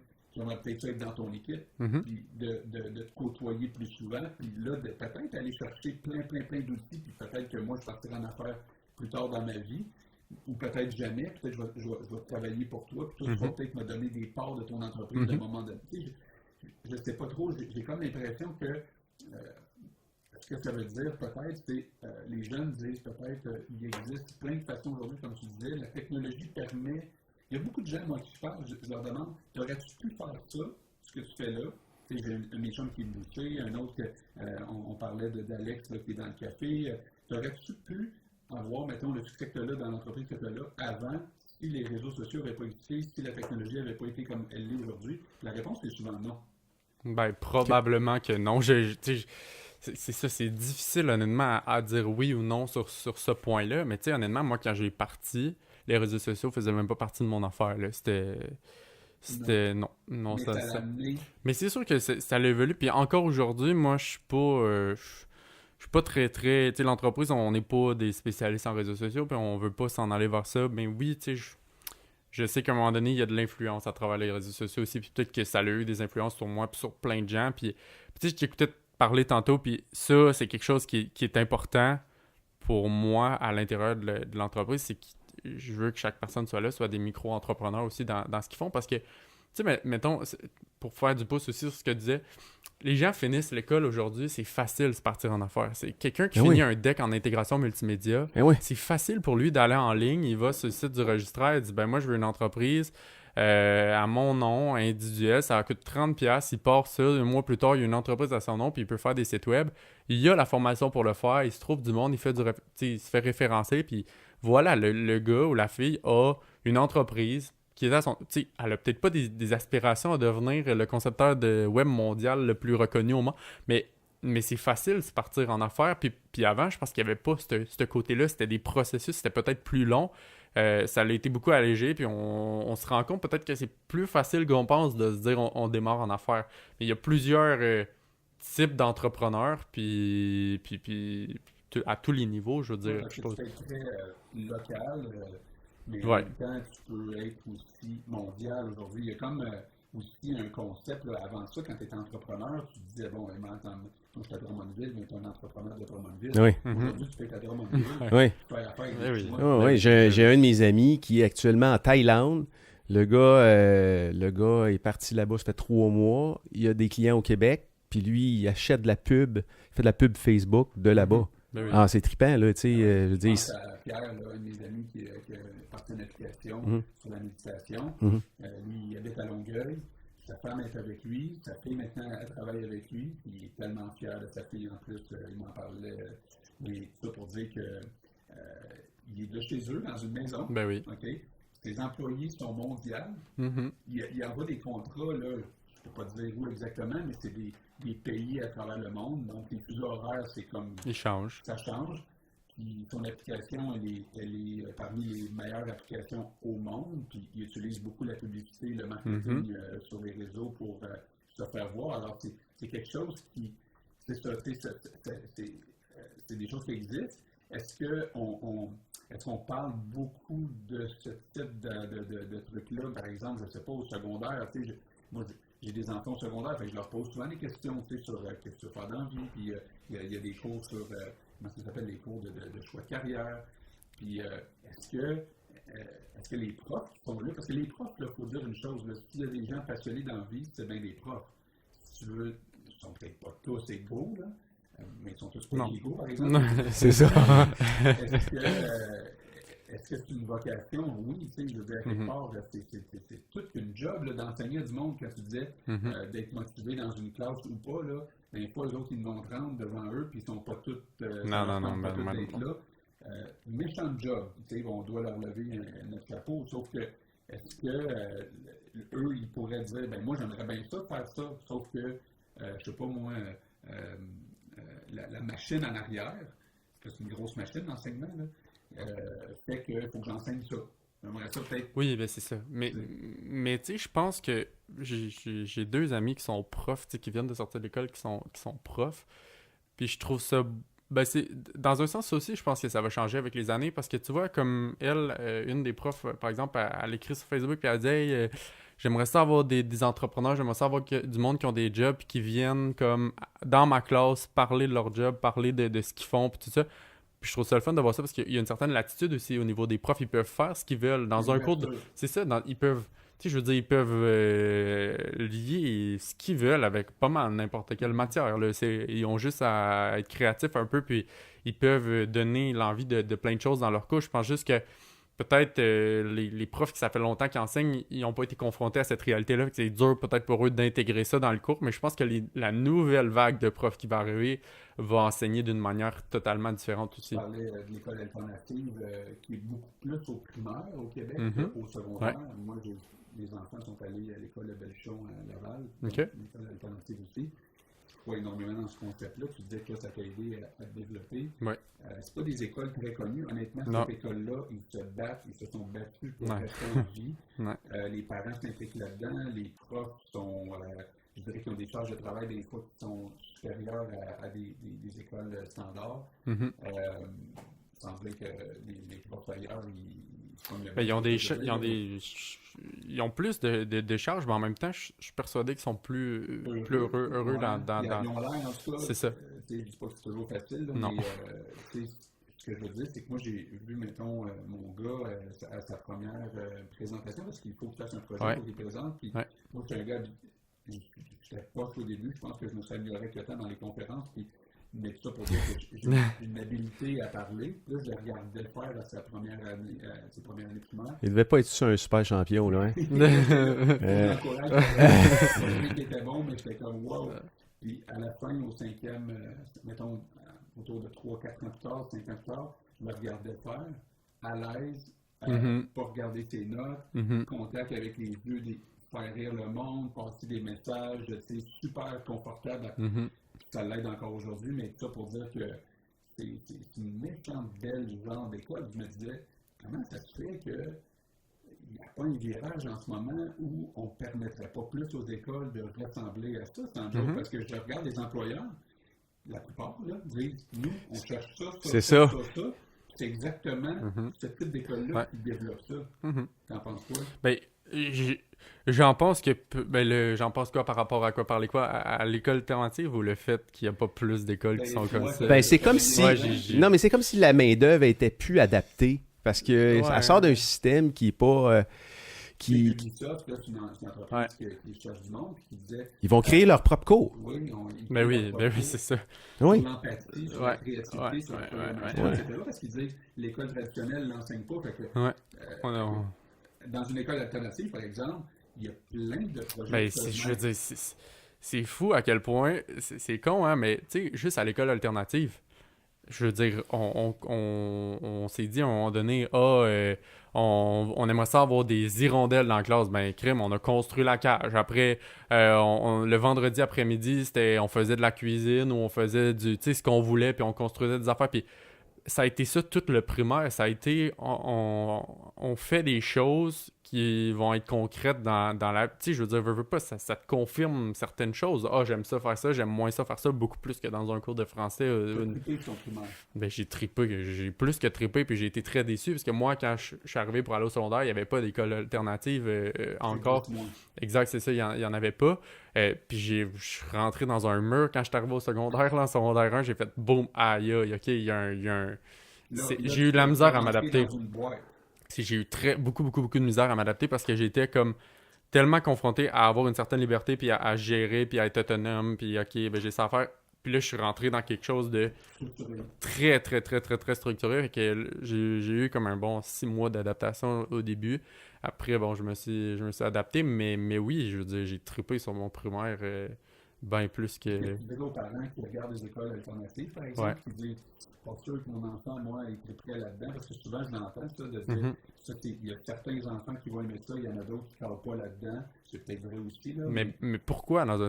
Moi, là, ma question, c'est pourquoi ils ne cadrent pas là-dedans? Je pense que... en tout cas... Non, mais ça dépend du point de vue, ça dépend de quelle perspective. Non, mais vas-y... Oui. Je pense peut-être que les parents, des fois, sont peut-être surprotecteurs avec leur enfant à ce niveau-là. Je veux dire, oui, tu sais, ils connaissent leur enfant et tout ça, mais en quelque part, pourquoi est-ce qu'ils ne fit pas dans ce... Pourquoi est-ce que cette personne-là serait pas capable de gérer son horaire, de gérer ses trucs? Pourquoi cette personne-là serait pas capable de faire un gâteau un vendredi après-midi? Pourquoi tu sais, tout ça, la seule question que j'ai, c'est pourquoi? Parce que à un moment donné, ça reste que c'est le contexte de la vie. C'est ce qui ressemble le plus possible à ce que tu vas vivre dans ta vie en général. Fait qu'en quelque part, veux pas que tu le fasses là ou que tu le fasses plus tard, je pense que c'est encore mieux de le faire plus jeune. Parce non, mais dans la perspective d'un parent qui est allé à l'école, qui a fait des études universitaires, qui a une bonne job d'une compagnie, qui, tu sais... c'est sa perspective à lui, c'est la perspective de cette personne-là. Alors, c'est difficile de dire, OK, il n'a pas vécu ce chemin-là, mais d'envoyer ton enfant dans un chemin que tu connais pas, plutôt difficile, je pense. puis tu en parlais, je pense, hier, c'est que quand tes parents t'ont parlé de surprotecteur, on est devenu un peu craqués, là, parce que moi, je me rappelle, là, on jouait tous dehors, là, quand on était jeunes, les parents ils nous laissaient beaucoup de liberté. En tout cas, toi, t'as-tu vécu ça? Ben oui. Dehors, Ben oui, oui, oui. Oui, ouais. oui, man, c'est sûr, ben oui. Ben, j'ai commencé déjà jeune, moi. Pareil. Oui. Oui, oui, oui. Là-bas, c'était plus. Oui. Ouais. Non, mais ça n'a pas rapport là-bas, c'est juste. Ça fait partie de tes gènes ou pas, là, je sais pas. Mon point, c'est qu'il y a une surprotection aujourd'hui. Aujourd'hui, tu veux contrôler un peu plus. Puis est-ce que quand ton enfant vit un échec, c'est toi comme parent qui vit un échec? Tu te souviens de t'as parlé de ça hier? Mm-hmm. Oui. Non, non, mais. Non, mais je raconte pas tout en ondes non plus, là. Je pense que c'est à toi que je parlais personnellement, là. Le fait est que. On disait l'école alternative, tu envoies tes enfants là. Mettons que c'est pas fait pour eux, on va dire. Ouais. Mettons qu'ils vivent un échec.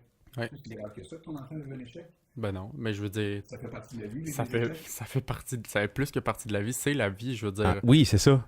C'est un passage obligé. On voudrait que tout de suite le sport que tu présentes, parce que tantôt tu parlais d'essayer plein d'affaires, puis quand tes parents tu dis bon, ben on va essayer plein de sports pour voir s'ils vont trouver une passion. Ouais. Moi, ce que j'aime dans le sport, entre autres, là, ce qui peut peut-être étonner du monde, là, c'est quand il arrive des échecs. Ouais. Parce que je suis comme content, tu sais, bon, c'est là que t'apprends. J'ai des enfants talentueux dans le sport, mais je dis tout ça pour dire que quand il y a des échecs, je suis comme en dedans de moi. Yes. Ben oui, puis dans un sens, honnêtement, pour apprécier tes réussites, il faut que tu en vives des échecs. Ouais. J'ai eu une discussion l'autre jour avec quelqu'un que on parlait à quel point en quelque part dans la vie, il faut que tu vives un extrême pour être capable d'apprécier l'autre extrême. Je veux dire, si tu sais pas c'est quoi l'échec, comment tu fais pour savoir c'est quoi la réussite? Ça devient difficile à un moment donné, puis je pense que c'est important. Je veux dire, à tous les niveaux, puis je peux pousser ça super loin en disant, je veux dire, faut que des fois tu sois triste pour être content, puis à tous les niveaux, il faut que tu vives un peu de tout dans la vie pour vivre une vie normale. À un moment donné, si tu es juste confronté à la réussite, ça devient même plus de la réussite, ça devient juste normal. En fait, c'est impossible, je pense, Lou. Ben non. Parce que comment tu peux réussir sans être passé dans un processus d'apprentissage? Je veux dire, l'apprentissage, c'est erreur, c'est les échecs. Tu apprends bien plus d'un échec que tu vas apprendre de réussir. C'est clair, là. Ben oui. Puis on n'est pas les seuls à se poser cette question-là. Il va y avoir une refonte des écoles. Tu sais, il y a Pierre Lavoie avec Ricardo, avec Pierre, l'architecte, justement. Oui. Ils sont en train de penser à des gros projets majeurs. Gros projets majeurs. Moi, j'ai vu ça, mais ça fait quand même un bout. C'est des gros projets. Oui, on a hâte de voir. Qui va arriver. C'est parce que c'est majeur, il faut donner du temps. Ouais, ça doit être un gros projet. Moi, je vais vous amener, votre attention sur cette statistique-là. Là. Il y a quelque chose qu'on peut tirer d'intéressant de cette stat-là. C'est un tableau qui parle des principales différences entre les jeunes puis les autres propriétaires, ça veut dire les jeunes puis les plus vieux, sur leur motivation de se lancer en affaires.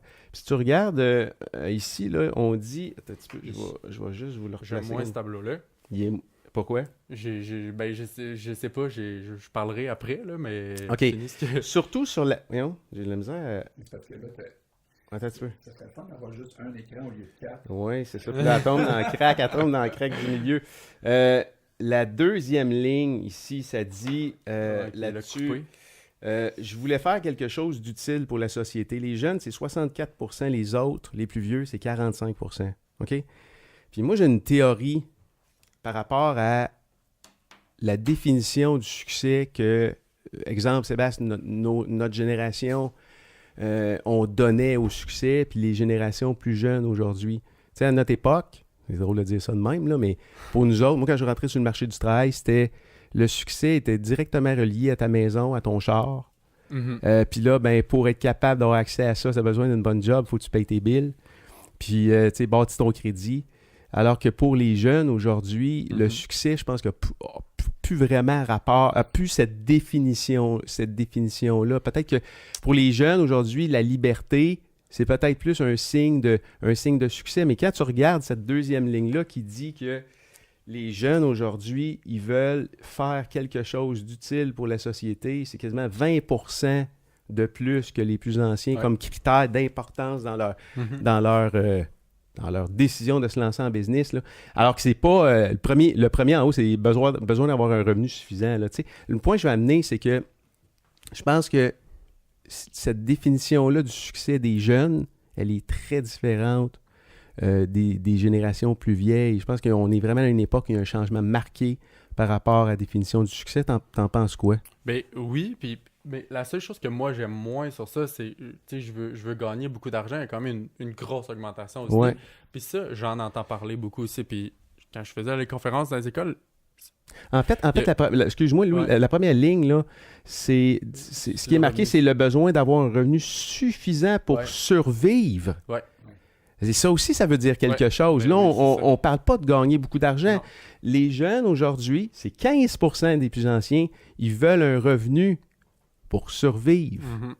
C'est spécial. Ça veut Ouais. dire qu'ils se contentent-tu de peu, peut-être au niveau matériel, mais ils vont probablement avoir plus de liberté, plus de temps dans leur vie Ouais. pour faire des activités, pour voyager. Alors, Mhm. c'est beaucoup plus important pour eux autres que ça l'était pour nous autres. En compétition avec l'autre, Mm. non? Ouais, ben c'est ça, tu sais. Vas-y, Lou, Je voulais gagner beaucoup d'argent, 59%. Je trouve, tu sais, il y a quand même presque 20% de différence entre les deux. Puis tu sais, c'est ça que j'aime peut-être moins parce que, tu sais, tantôt on disait, on vend le rêve entrepreneurial puis de la grosse vie puis tout ça. Puis je pense que ça, ben de plus en plus, on pense que c'est ça puis que c'est la belle grosse vie. Puis ben bon, moi, cette statistique-là, je l'aime moins parce que faut pas que les gens commencent à penser que d'être entrepreneur, c'est là où... tu sais, je veux dire, il y a peu de gens qui sont entrepreneurs puis qui ils font beaucoup d'argent. Bon, c'est relatif, là, beaucoup d'argent. Ça aussi, c'est sûr que c'est relatif. Est-ce que c'est-tu des millions ou c'est des mille avoir beaucoup d'argent pour les gens qui ont répondu ça? Puis chaque personne devait avoir une mentalité différente. Mais tu sais, c'est ça. Faut pas que les gens partent en affaires en se disant je vais faire beaucoup d'argent, là. Je veux dire, je pense pas que tu peux réussir si ton objectif premier, c'est de faire de l'argent. En fait, tu survivras pas la ride parce que c'est dur. Puis avant que tu te mettes à générer des revenus, je sais pas moi, c'est important. Puis Ouais. que ta business tu sais, roule de façon autonome, il se passe du temps. Alors, si Oui. le premier facteur, tu l'as pas trouvé, qui est la passion, je pense pas que tu vas survivre à ça. Si ton premier... Il y a un petit côté quand tu es en affaires de d'un coup que. Parce que il y en a des histoires à méga succès, puis que ces gens-là pensaient au départ que ça allait fonctionner comme ça.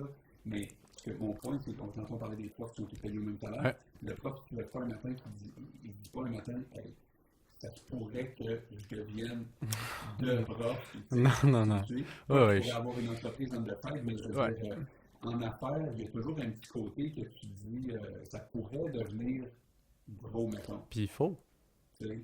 Mais ça, c'est relatif pour chaque personne. relatif aussi. Ouais, parce qu'il y a des entrepreneurs qui n'ont pas cette aspiration-là. Non, Puis ça, effectivement. je me rends compte qu'il y en a beaucoup. Il y en a Il y en a que la ligne qui disent 1 small is beautiful. est importante. Tu sais. C'est ça, Le exact. fait de rester Ouais. petit. Il y en a que des fois, de grossir, Ça leur fait peur. ça c'est que ça leur a, ils se sont plantés. Ouais. En grossissant rapidement. Mhm. Fait que ça, des fois, on dirait des fois, t'es mieux de rester petit dans ton affaire puis d'avoir ta qualité de vie que de te ramasser. Ouais. Mais il y a plein de. C'est sûr que quand on disait le mot entreprendre, c'est plein de choses. Ouais. Mais il y a aussi le fait que dans les statistiques, on n'a pas vu ça tantôt, mais justement cette semaine, je parlais avec un gars de ça, c'est que il y avait une valorisation dans le travail. Tu disais tantôt que je travaille 7 jours sur 7. Mhm. C'est beaucoup, hein? C'est Mhm. pas de break là-dedans. Non. Puis là, après ça, tu disais, ben, par contre, je me récompense, puis donc, je fais des voyages, tout ça. Moi, je parlais avec un gars qui me disait, j'ai travaillé, puis je sais pas trop, il dit, je viens pour passer un test de sang pour mes assurances vie, puis je passe pas le test parce que je fais du diabète, parce que je fais du ci, que je fais du ça, puis tu sais, whatever, les problèmes de santé. Ouais. Gros coup dans le front, puis là, il faut que je me remette en forme. tu sais. Mhm. Moi, je parle de cette semaine, mais je vois ça. Puis je vois ça encore aujourd'hui des entrepreneurs qui travaillent très fort. Il y a un côté valorisant là-dedans. Mhm. Toi, tu sens-tu que les jeunes, ils remettent aussi ça en question dans le sens où, oui, c'est important de travailler fort parce que si tu ne donnes pas un coup dans quelque chose, ben, ça ne lèvera peut-être pas. Là. Mais d'un autre côté, ta santé là-dedans, puis d'être capable de prendre du temps pour soi. Tu sais, on parle beaucoup de. En ce moment, c'est une grosse vague de yoga, méditation, entraînement, bien manger, etc. Ouais. Ça prend quelle place dans ta vie actuellement? Puis au niveau des jeunes que tu côtoies, entrepreneurs, ils voient ça comment? ça prend quelle place dans ma vie en ce moment. Tu sais, le côté sport et tout, je sais pas, je viens pas peut-être d'une famille, j'ai pas de gens autour de moi qui sont ultra sportifs à 200%. Tu sais, je viens de... Tu sais, j'ai joué au soccer, tu sais, je fais des trucs, tantôt je disais, je fais du hiking, je fais du tu sais, j'essaie de bouger puis de sortir parce que je pense que c'est bon d'avoir un hybride. J'ai de la misère puis c'est mon défi au quotidien, c'est mon plus gros défi d'être capable de faire une... ben oui, de décrocher puis de faire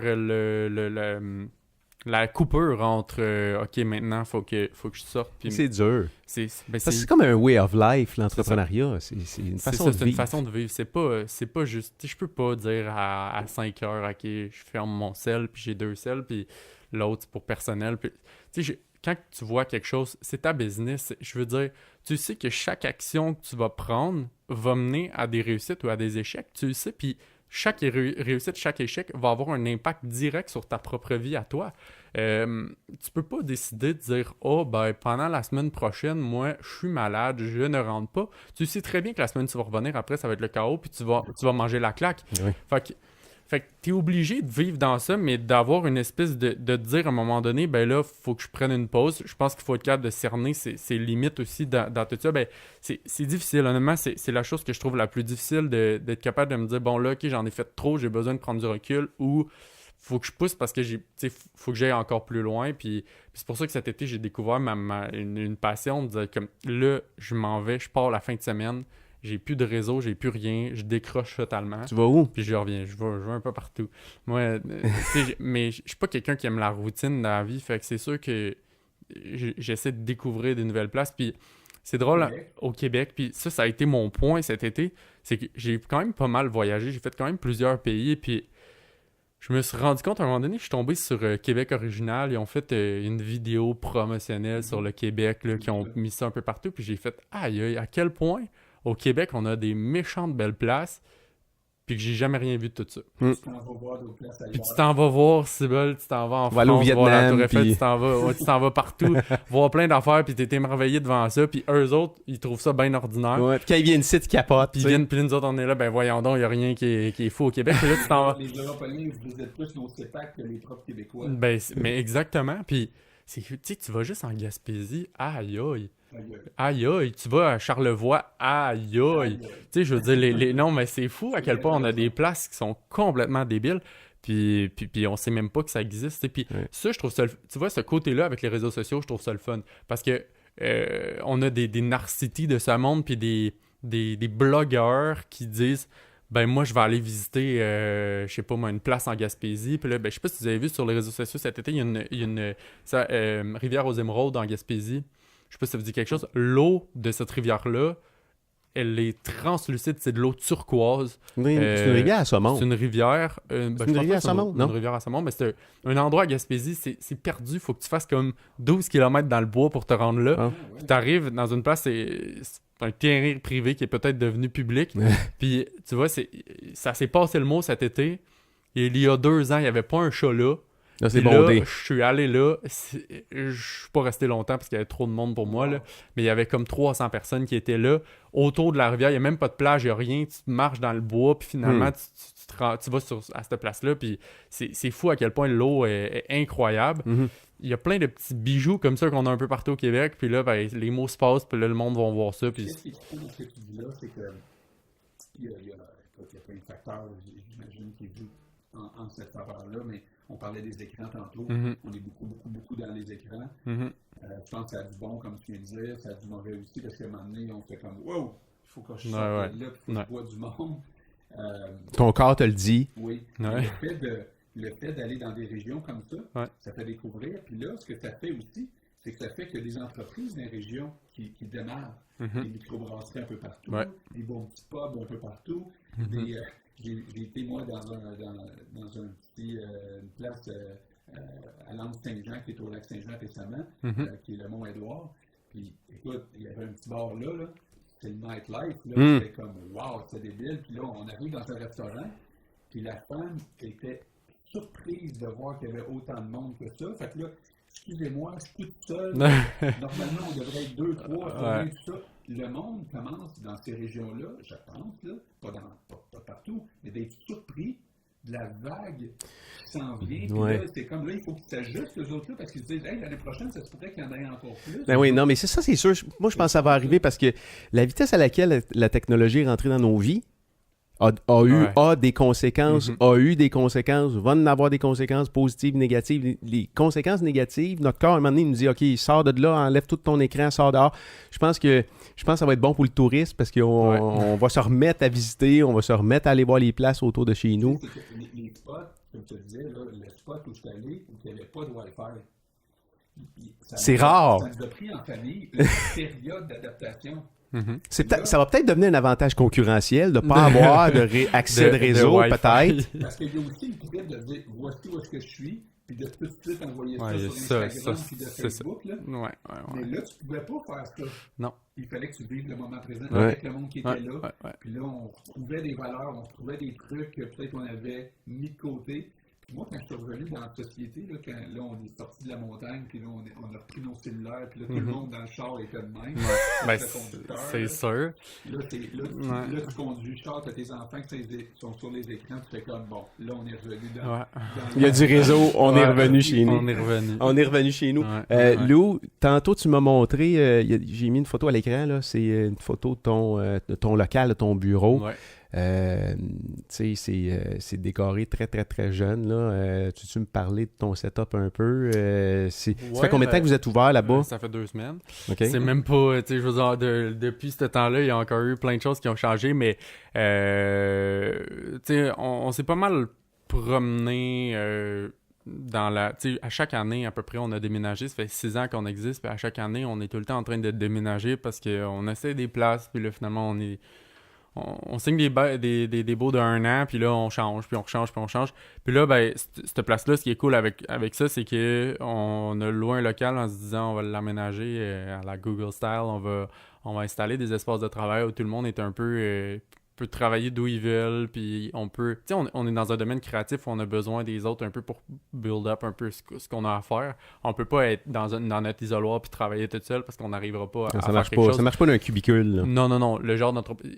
Puis il y a une grosse... il y a un débat là-dessus, hein. Il y a un débat sur le web par rapport à ça. Est-ce que vraiment les espaces ouverts, c'est quelque chose qui est bénéfique pour les entreprises ou ça nuit aux entreprises? Puis je pense qu'il y a certains types d'entreprises où c'est bénéfique puis d'autres où ça l'est moins. Puis je pense que si tu as des espaces communs, ça te prend des espaces privés aussi parce qu'il y a des gens qui ont besoin de se concentrer. Ouais. Puis tu sais, là, on avait juste aménagé la moitié de notre local. Il y a toute une autre partie où qu'on doit aménager.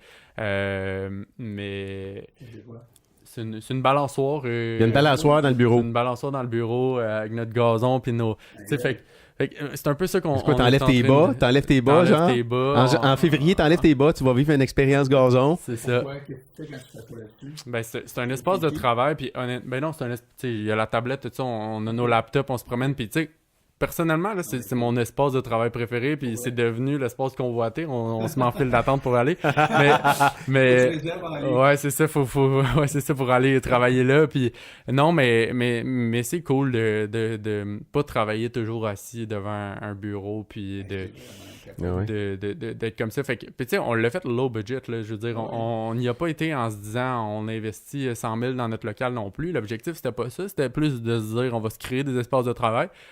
On est rookie, là, on est débutant dans ça, nous autres, ce genre de truc-là. Fait qu'on se dit, on va l'essayer, on verra comment les gens aiment ça. Puis tu sais, déjà, puis il y a une photo de la banquette qu'on a construite. Pas celle-là, l'autre. Non, l'autre. Ouais. Là, on voit des coussins à terre, Ouais, ça, c'est cool. Puis, mais tu sais, ça, la banquette qu'on a construite, on pensait que ça allait être bien populaire, puis finalement, personne n'y va, tu sais. Puis ça a été le projet le plus long à faire. Fait que tu sais, à un moment donné, des fois aussi, tu te rends compte qu'il y a des choses que, c'est peut-être pas la meilleure des idées. Fait que, tu sais, on va évoluer aussi avec le temps, puis la prochaine... Ben, C'est c'est exact. ça, Est-ce que vous êtes allé visiter des espaces, des open space? Est-ce que vous êtes allé en voir pour vous donner des idées? Oui et non, parce que dans le fond, moi, avant d'être là, on était à Saint-Jérôme, la tour Saint-Jérôme, je sais pas si vous connaissez. En tout cas, il y a un centre d'affaires commun, c'est plein de bureaux comme fermés, si on veut, mais dans un centre d'affaires où il y a comme 34 entreprises qui sont là aussi. Puis, mon associé, moi, en fait, est à Montréal, donc lui... on travaillait ensemble, on a pris un abonnement chez WeWork, là, j'imagine vous savez un peu c'est quoi WeWork. ou non, pas du tout. c'est du c'est du cowork, coworking, ouais. c'est ça, c'est du coworking. Puis eux, ils ont des espaces à travers le monde Ouais. entier. Puis eux, ils ont bâti quelque chose de vraiment cool niveau cowork, niveau espace de travail collaboratif. Ils ont fait quelque chose de vraiment sharp. Puis c'est sûr qu'on s'est inspiré un peu de ça. Mais essentiellement, je veux dire, ça vient de Pinterest, ça vient de ce que j'ai pu trouver en ligne qui là, on est ça on le veut, ça on le veut, ça on le veut, puis on a mis plein d'idées là-dedans, puis on va le faire évaluer avec le temps aussi. T'as parlé tantôt de marketing, de start-up. Vous faites quoi précisément? Agile fait quoi? On est une entreprise spécialisée en démarrage d'affaires, puis en entreprise de croissance qu'on appelle, mais on n'a pas trouvé le mot exact, encore ça fait longtemps qu'on le cherche. Nous, ce qu'on fait essentiellement, c'est des entreprises qui démarrent en affaires, qui ont des projets d'affaires, puis qui disent j'ai envie de me structurer, j'ai envie de bien démarrer. Nous, on va les aider de A à Z au niveau de marketing. Puis on a les entreprises aussi que ça fait comme 10 ans qu'ils sont en affaires puis qu'ils n'ont pas touché à leur marketing, qui ont envie d'aller ailleurs, ils ont envie de réorganiser un peu l'entreprise. Nous, on va les aider là-dedans, mais on les gère un peu presque comme des démarrages d'affaires. Tu sais, à la base, l'idée de l'entreprise, quand j'ai démarré ça au début, c'est que tu sais, je viens quand même d'une famille puis de gens entrepreneurs autour de moi, puis c'était fou à quel point les gens investissaient dans le marketing, dans n'importe quoi, puis dans n'importe où, puis n'importe comment, puis plein de monde démarrait en affaires, puis là, il était là, puis je vais faire ça, je vais faire ça, je vais faire ça, je vais faire ça. Il n'y avait pas comme de structure. Fait que depuis le début, on est très, très, très axé sur on veut se spécialiser en démarrage d'affaires parce qu'il y a vraiment une grosse demande pour ça. Puis les gens, souvent en marketing, ils ont le choix entre faire par soi-même ou aller vers des super grosses agences qui vont coûter des milliers et des milliers. Fait qu'on a essayé de créer un hybride qui nous permet de pas être super dispendieux, mais que ça coûte pas rien non plus. On essaie le plus possible d'accompagner. Tu sais, tantôt on parlait de réseaux sociaux. Tu sais, ça c'est le genre de choses qui est important pour nous. On fait pas de la gestion des médias sociaux parce qu'on pense, tu sais, n'importe qui a de mettre une photo sur Facebook, sur Instagram, on va t'aider, on va t'accompagner en disant regarde ta photo, t'es supposé la mettre le jeudi soir à 10h parce que là tu vas avoir un reach, plus d'impressions qui vont être, ça va être plus bénéfique pour ton entreprise. Mais moi, si je te fournis la photo, t'es capable de la mettre, puis t'es capable de répondre à tes clients, t'es la meilleure autonome, personne, là. C'est ça, parce qu'à un moment donné, c'est que moi, je vais te charger comme 200$ pour mettre une photo puis gérer les commentaires là-dessus. Puis ce 200$-là, je peux le prendre pour l'investir dans quelque chose de beaucoup plus spécialisé qui va te rapporter encore plus. Fait que c'est un peu ça aussi qu'on, tu sais, avec les années, on essaie de se perfectionner pour automatiser un peu tout ce qu'on fait pour vraiment en charger des honoraires sur juste ce qui est vraiment essentiel. Exact, c'est ça. C'est vraiment ça notre... Non. Faut qu'elle s'implique. Ben, c'est ça. C'est ça. Puis on a un processus quand même un peu de sélection dans les gens avec qui on travaille. Puis ça, ce processus-là, de plus en plus, se fait naturellement. Les gens avec qui on travaille, c'est parce qu'ils sont passionnés. C'est parce qu'ils veulent vraiment réussir. On n'a pas personne qui est là en disant comme « faites ce que vous avez à faire, j'espère que ça va donner des résultats. » Bon, il y en a des fois qui arrivent avec cette mentalité-là, mais on travaille plus avec eux. Mais c'est ça. Puis on essaie de choisir des gens puis de travailler avec des gens qui ont une passion puis qui veulent réussir. C'est tellement plus le fun. Ben là, c'est parce qu'en plus, ce qui est pratique là-dedans, avec des gens passionnés, c'est que probablement 95% du monde vont mettre en application les conseils ou whatever, ce que tu vas leur donner ou ce que tu vas leur amener. Ils sont passionnés, ils vont réussir. Fait qu'à quelque part, tes conseils, ils ont des preuves. Tu as des preuves à montrer. Fait qu'à quelque part, c'est super pratique de travailler avec du monde passionné. Là. En fait, c'est un luxe, mais ça peut aussi être un... Moi, je pense que, en tout cas, dans mon cas, ou comment je pourrais t'expliquer ça? Ça peut être un positionnement stratégique aussi. Ça, c'est, je pense que c'est de poser, je pense que c'est de penser à long terme. Dans certaines affaires, tu peux peut-être te dire est-ce que j'ai assez de valeur à mes yeux pour aller m'associer à ce type de client-là? Bien, toi aussi, tu as des doutes même sur ta propre valeur ajoutée. Dans ce temps-là, quand tu commences, tu as des doutes sur ta propre valeur ajoutée, tu fais un peu n'importe quoi. Il y a des entreprises que tu n'as pas le choix de servir n'importe tout le monde, dans le sens que en restauration, le gars qui arrive, à moins qu'il peut toujours le mettre à la porte, là, mais tu sais, de faire affaire avec du monde désagréable, là, ça fait partie de la game aussi là, quand tu es en affaires. Tu n'es pas toujours avec du monde agréable. Ouais. Des fois, tu fais des erreurs. Des fois, tu fais des erreurs qui peuvent être coûteuses aussi pour du monde. Puis là, tu reçois un char de haine. Tu vas être capable de gérer ça. Puis si tu commences à t'engueuler avec un client, puis lui peut te faire une très mauvaise presse. Fait que des fois, tu te ravales, puis il faut que tu t'excuses, puis il faut que tu essayes d'arranger ça. Là. Ben oui. C'est pas toujours facile de travailler avec du monde ultra positifs, qui sont excités de ton projet, qui te remercient, qui ont de la Ouais, gratitude. Non, c'est sûr qu'au début. Non, mais non, c'est sûr qu'au début de carrière, tu vas quelque part, tu T'as prends pas un le peu choix. ce qui se passe, tu prends ce qui passe, mais je pense qu'il faut quelque part trouver un moyen de travailler avec les bons clients, puis aller chercher les références à travers eux autres. Puis tu donnes l'exemple d'un restaurant. Ben, je sais pas, moi, tu peux-tu donner un coupon à un très, très, très bon client là, qui a une super attitude, qui est super le fun, tu lui donnes un coupon attitude. Non, puis tu lui dis, coupon rabais, ramène 2 de tes amis, puis tu sais, qui se ressemblent, ça semble. Tu peux te retrouver avec Ouais. 100 bons Puis, tu sais, ce que clients j'explique dans ton aussi, resto. Là. Ce que j'explique aussi souvent aux compagnies en général, c'est tout est tout a une influence sur les clients qui vont venir dans ton restaurant ou dans ton commerce ou quoi que ce soit. Je veux dire, tu sais, nous, on travaille fort, par exemple, sur le branding a une influence qui est complètement incroyable sur la clientèle qui va rentrer chez Ouais. vous. Je veux dire, quand je dis mon filtre se fait naturellement, c'est qu'à un moment donné, chaque mot, chaque couleur, chaque élément qui est Oui. sur mon setup attire un type d'entrepreneur qui, moi, va m'intéresser. Puis c'est là où des fois, c'est important d'investir dans ce genre de choses-là, pas parce que je veux vanter puis je suis dans ce domaine-là, mais si tu fais quelque chose dans Word écrit en Arial puis que tu le publies sur Facebook, ça va attirer des gens qui ont une attirance vers ça. Puis tu peux attirer des bonnes personnes comme des mauvaises. Moi, en ce moment, je suis là-dedans, puis je suis dans une...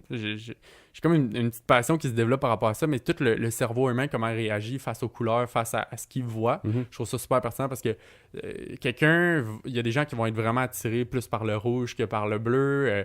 Dans un processus de vente, puis dans un processus de réflexion de quelqu'un, il va être plus enclin à vouloir choisir une chose plus que l'autre. Puis tu sais, tout ça, je trouve ça super pertinent, puis il y a...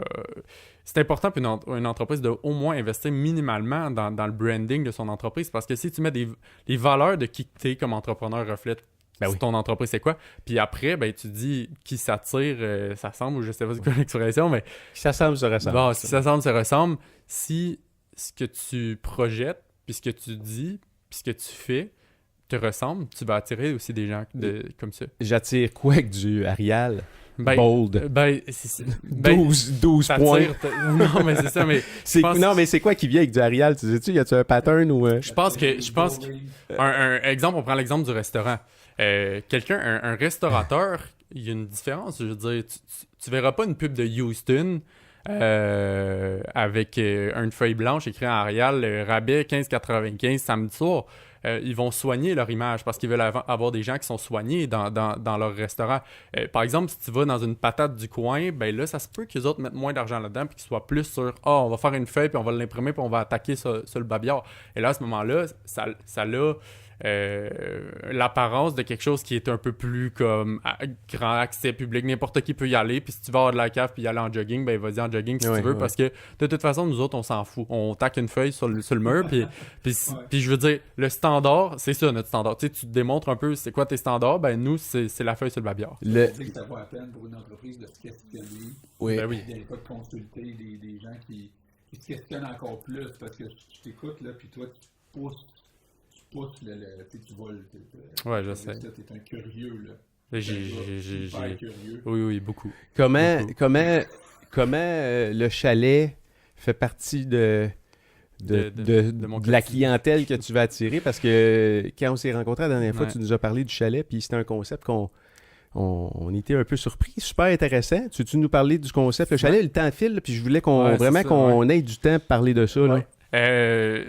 Ça fait 2 ans en fait que on a des réflexions à l'interne puis qu'on a une belle communauté entrepreneuriale autour de nous puis on rencontre plein de superbes personnes puis on va dans des soirées réseautage puis on a des belles discussions mais à chaque fois tu sais on parle avec ces gens-là puis on parle on s'en va puis là finalement on se perd de vue puis on n'a pas la chance de vraiment approfondir ces discussions-là puis souvent je dis aux gens tu sais on rencontre des gens, on a des réflexions, mais 2 heures après, on retourne dans notre intérêt quotidien puis on oublie un peu. C'est rare les moments où en entrepreneuriat, vraiment, comme je disais tantôt, tu te recules puis tu décides de prendre du recul sur ton entreprise puis de voir un peu comment est-ce que je pourrais faire différent. Puis tu prends le temps de réfléchir.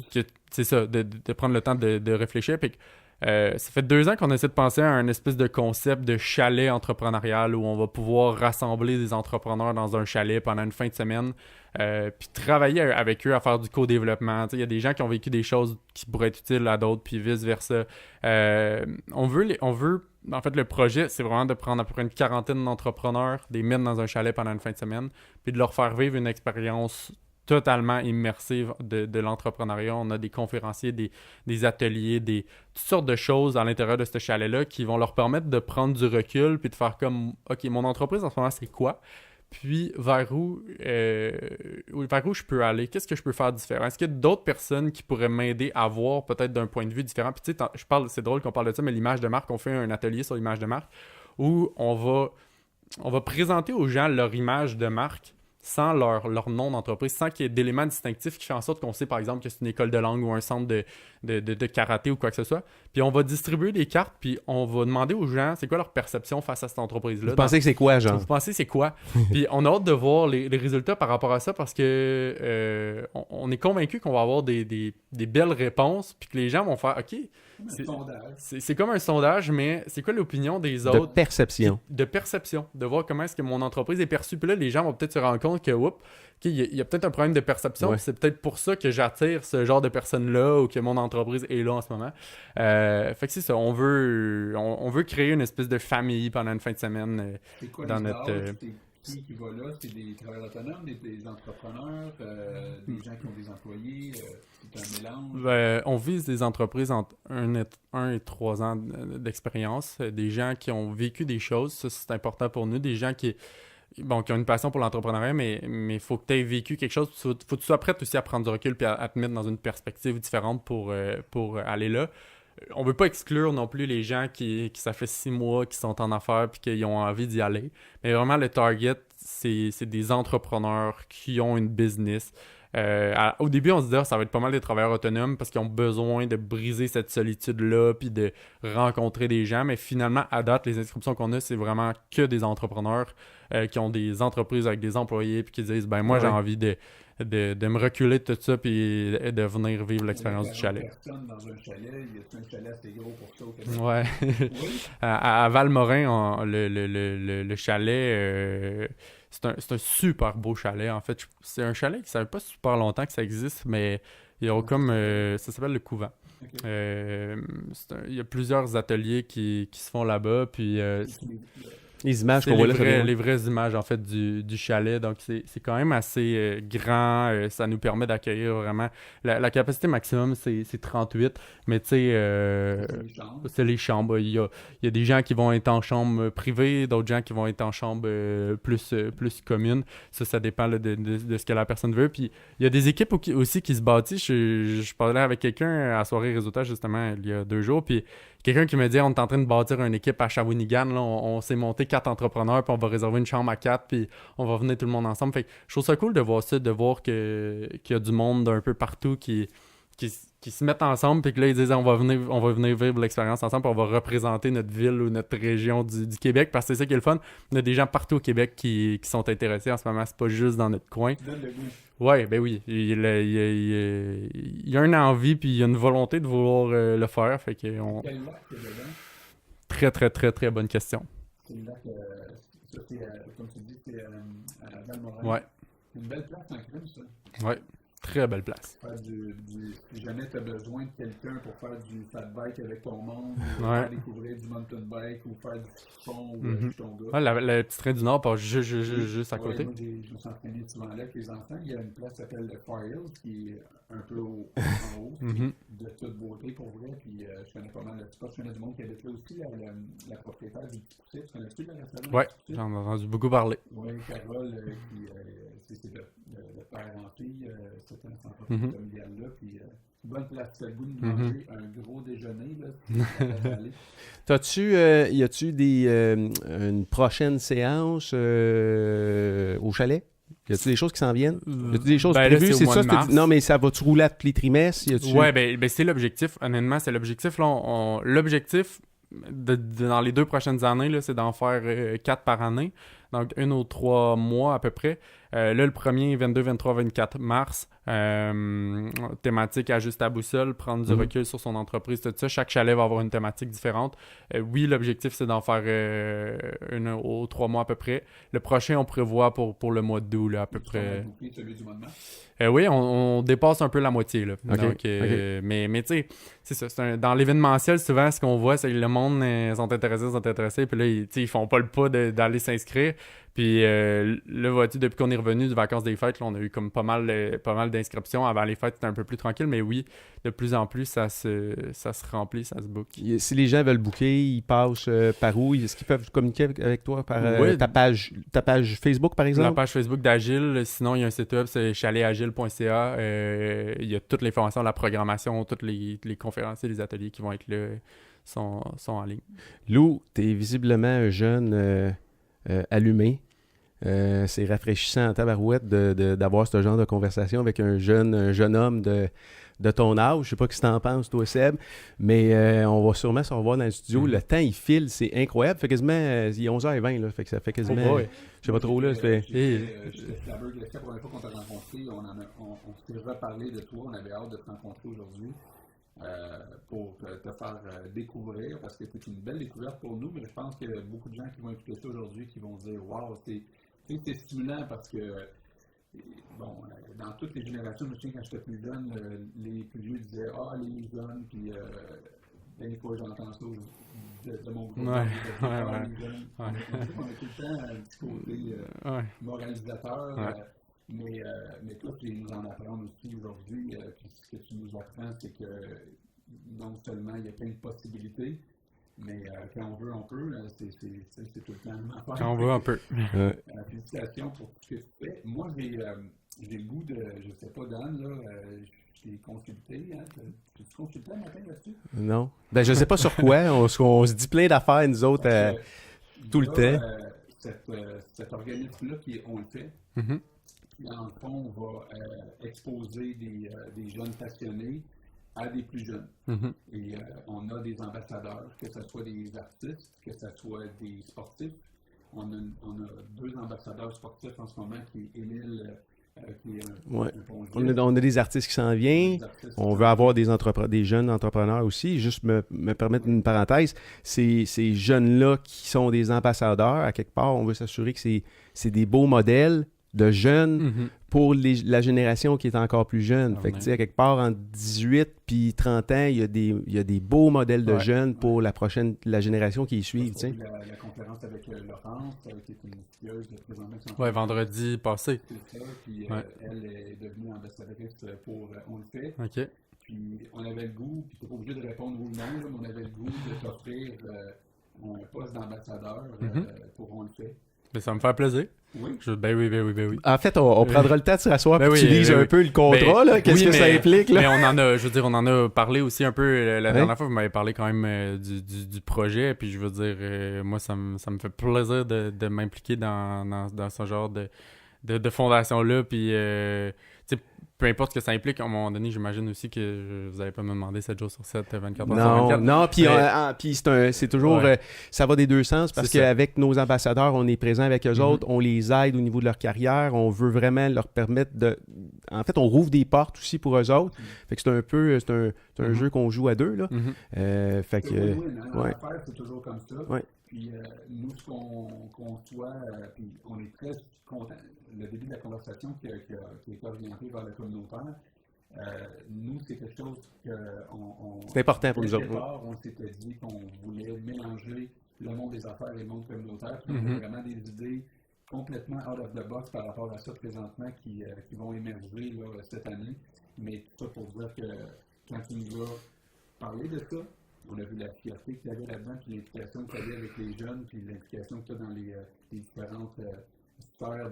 Parce que tu te concentres à ton entreprise, mais je vois que aussi dans ton 7 sur 7, tu te concentres aussi sur les autres, que tu es un rassembleur, et que tu es un leader. C'est pour nous un privilège là, de t'avoir comme ambassadeur, vraiment. Ça me fait plaisir. Puis je suis vraiment content d'être venu aujourd'hui, honnêtement. Puis c'est réciproque. Je suis content de vous avoir rencontré aussi. Je veux dire, des fois, la vie fait en sorte qu'on rencontre du monde. Puis on a eu des super belles discussions. Puis j'espère que ça va... ça va sûrement continuer. C'est ça, j'espère que ça va continuer. Super.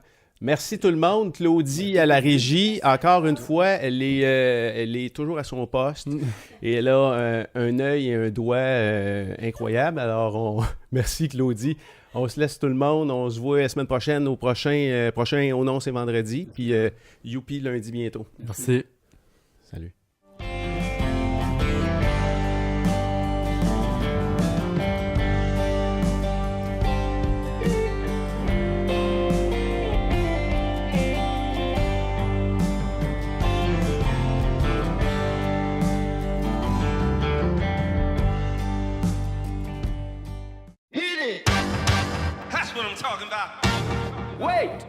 Okay, now, from the beginning.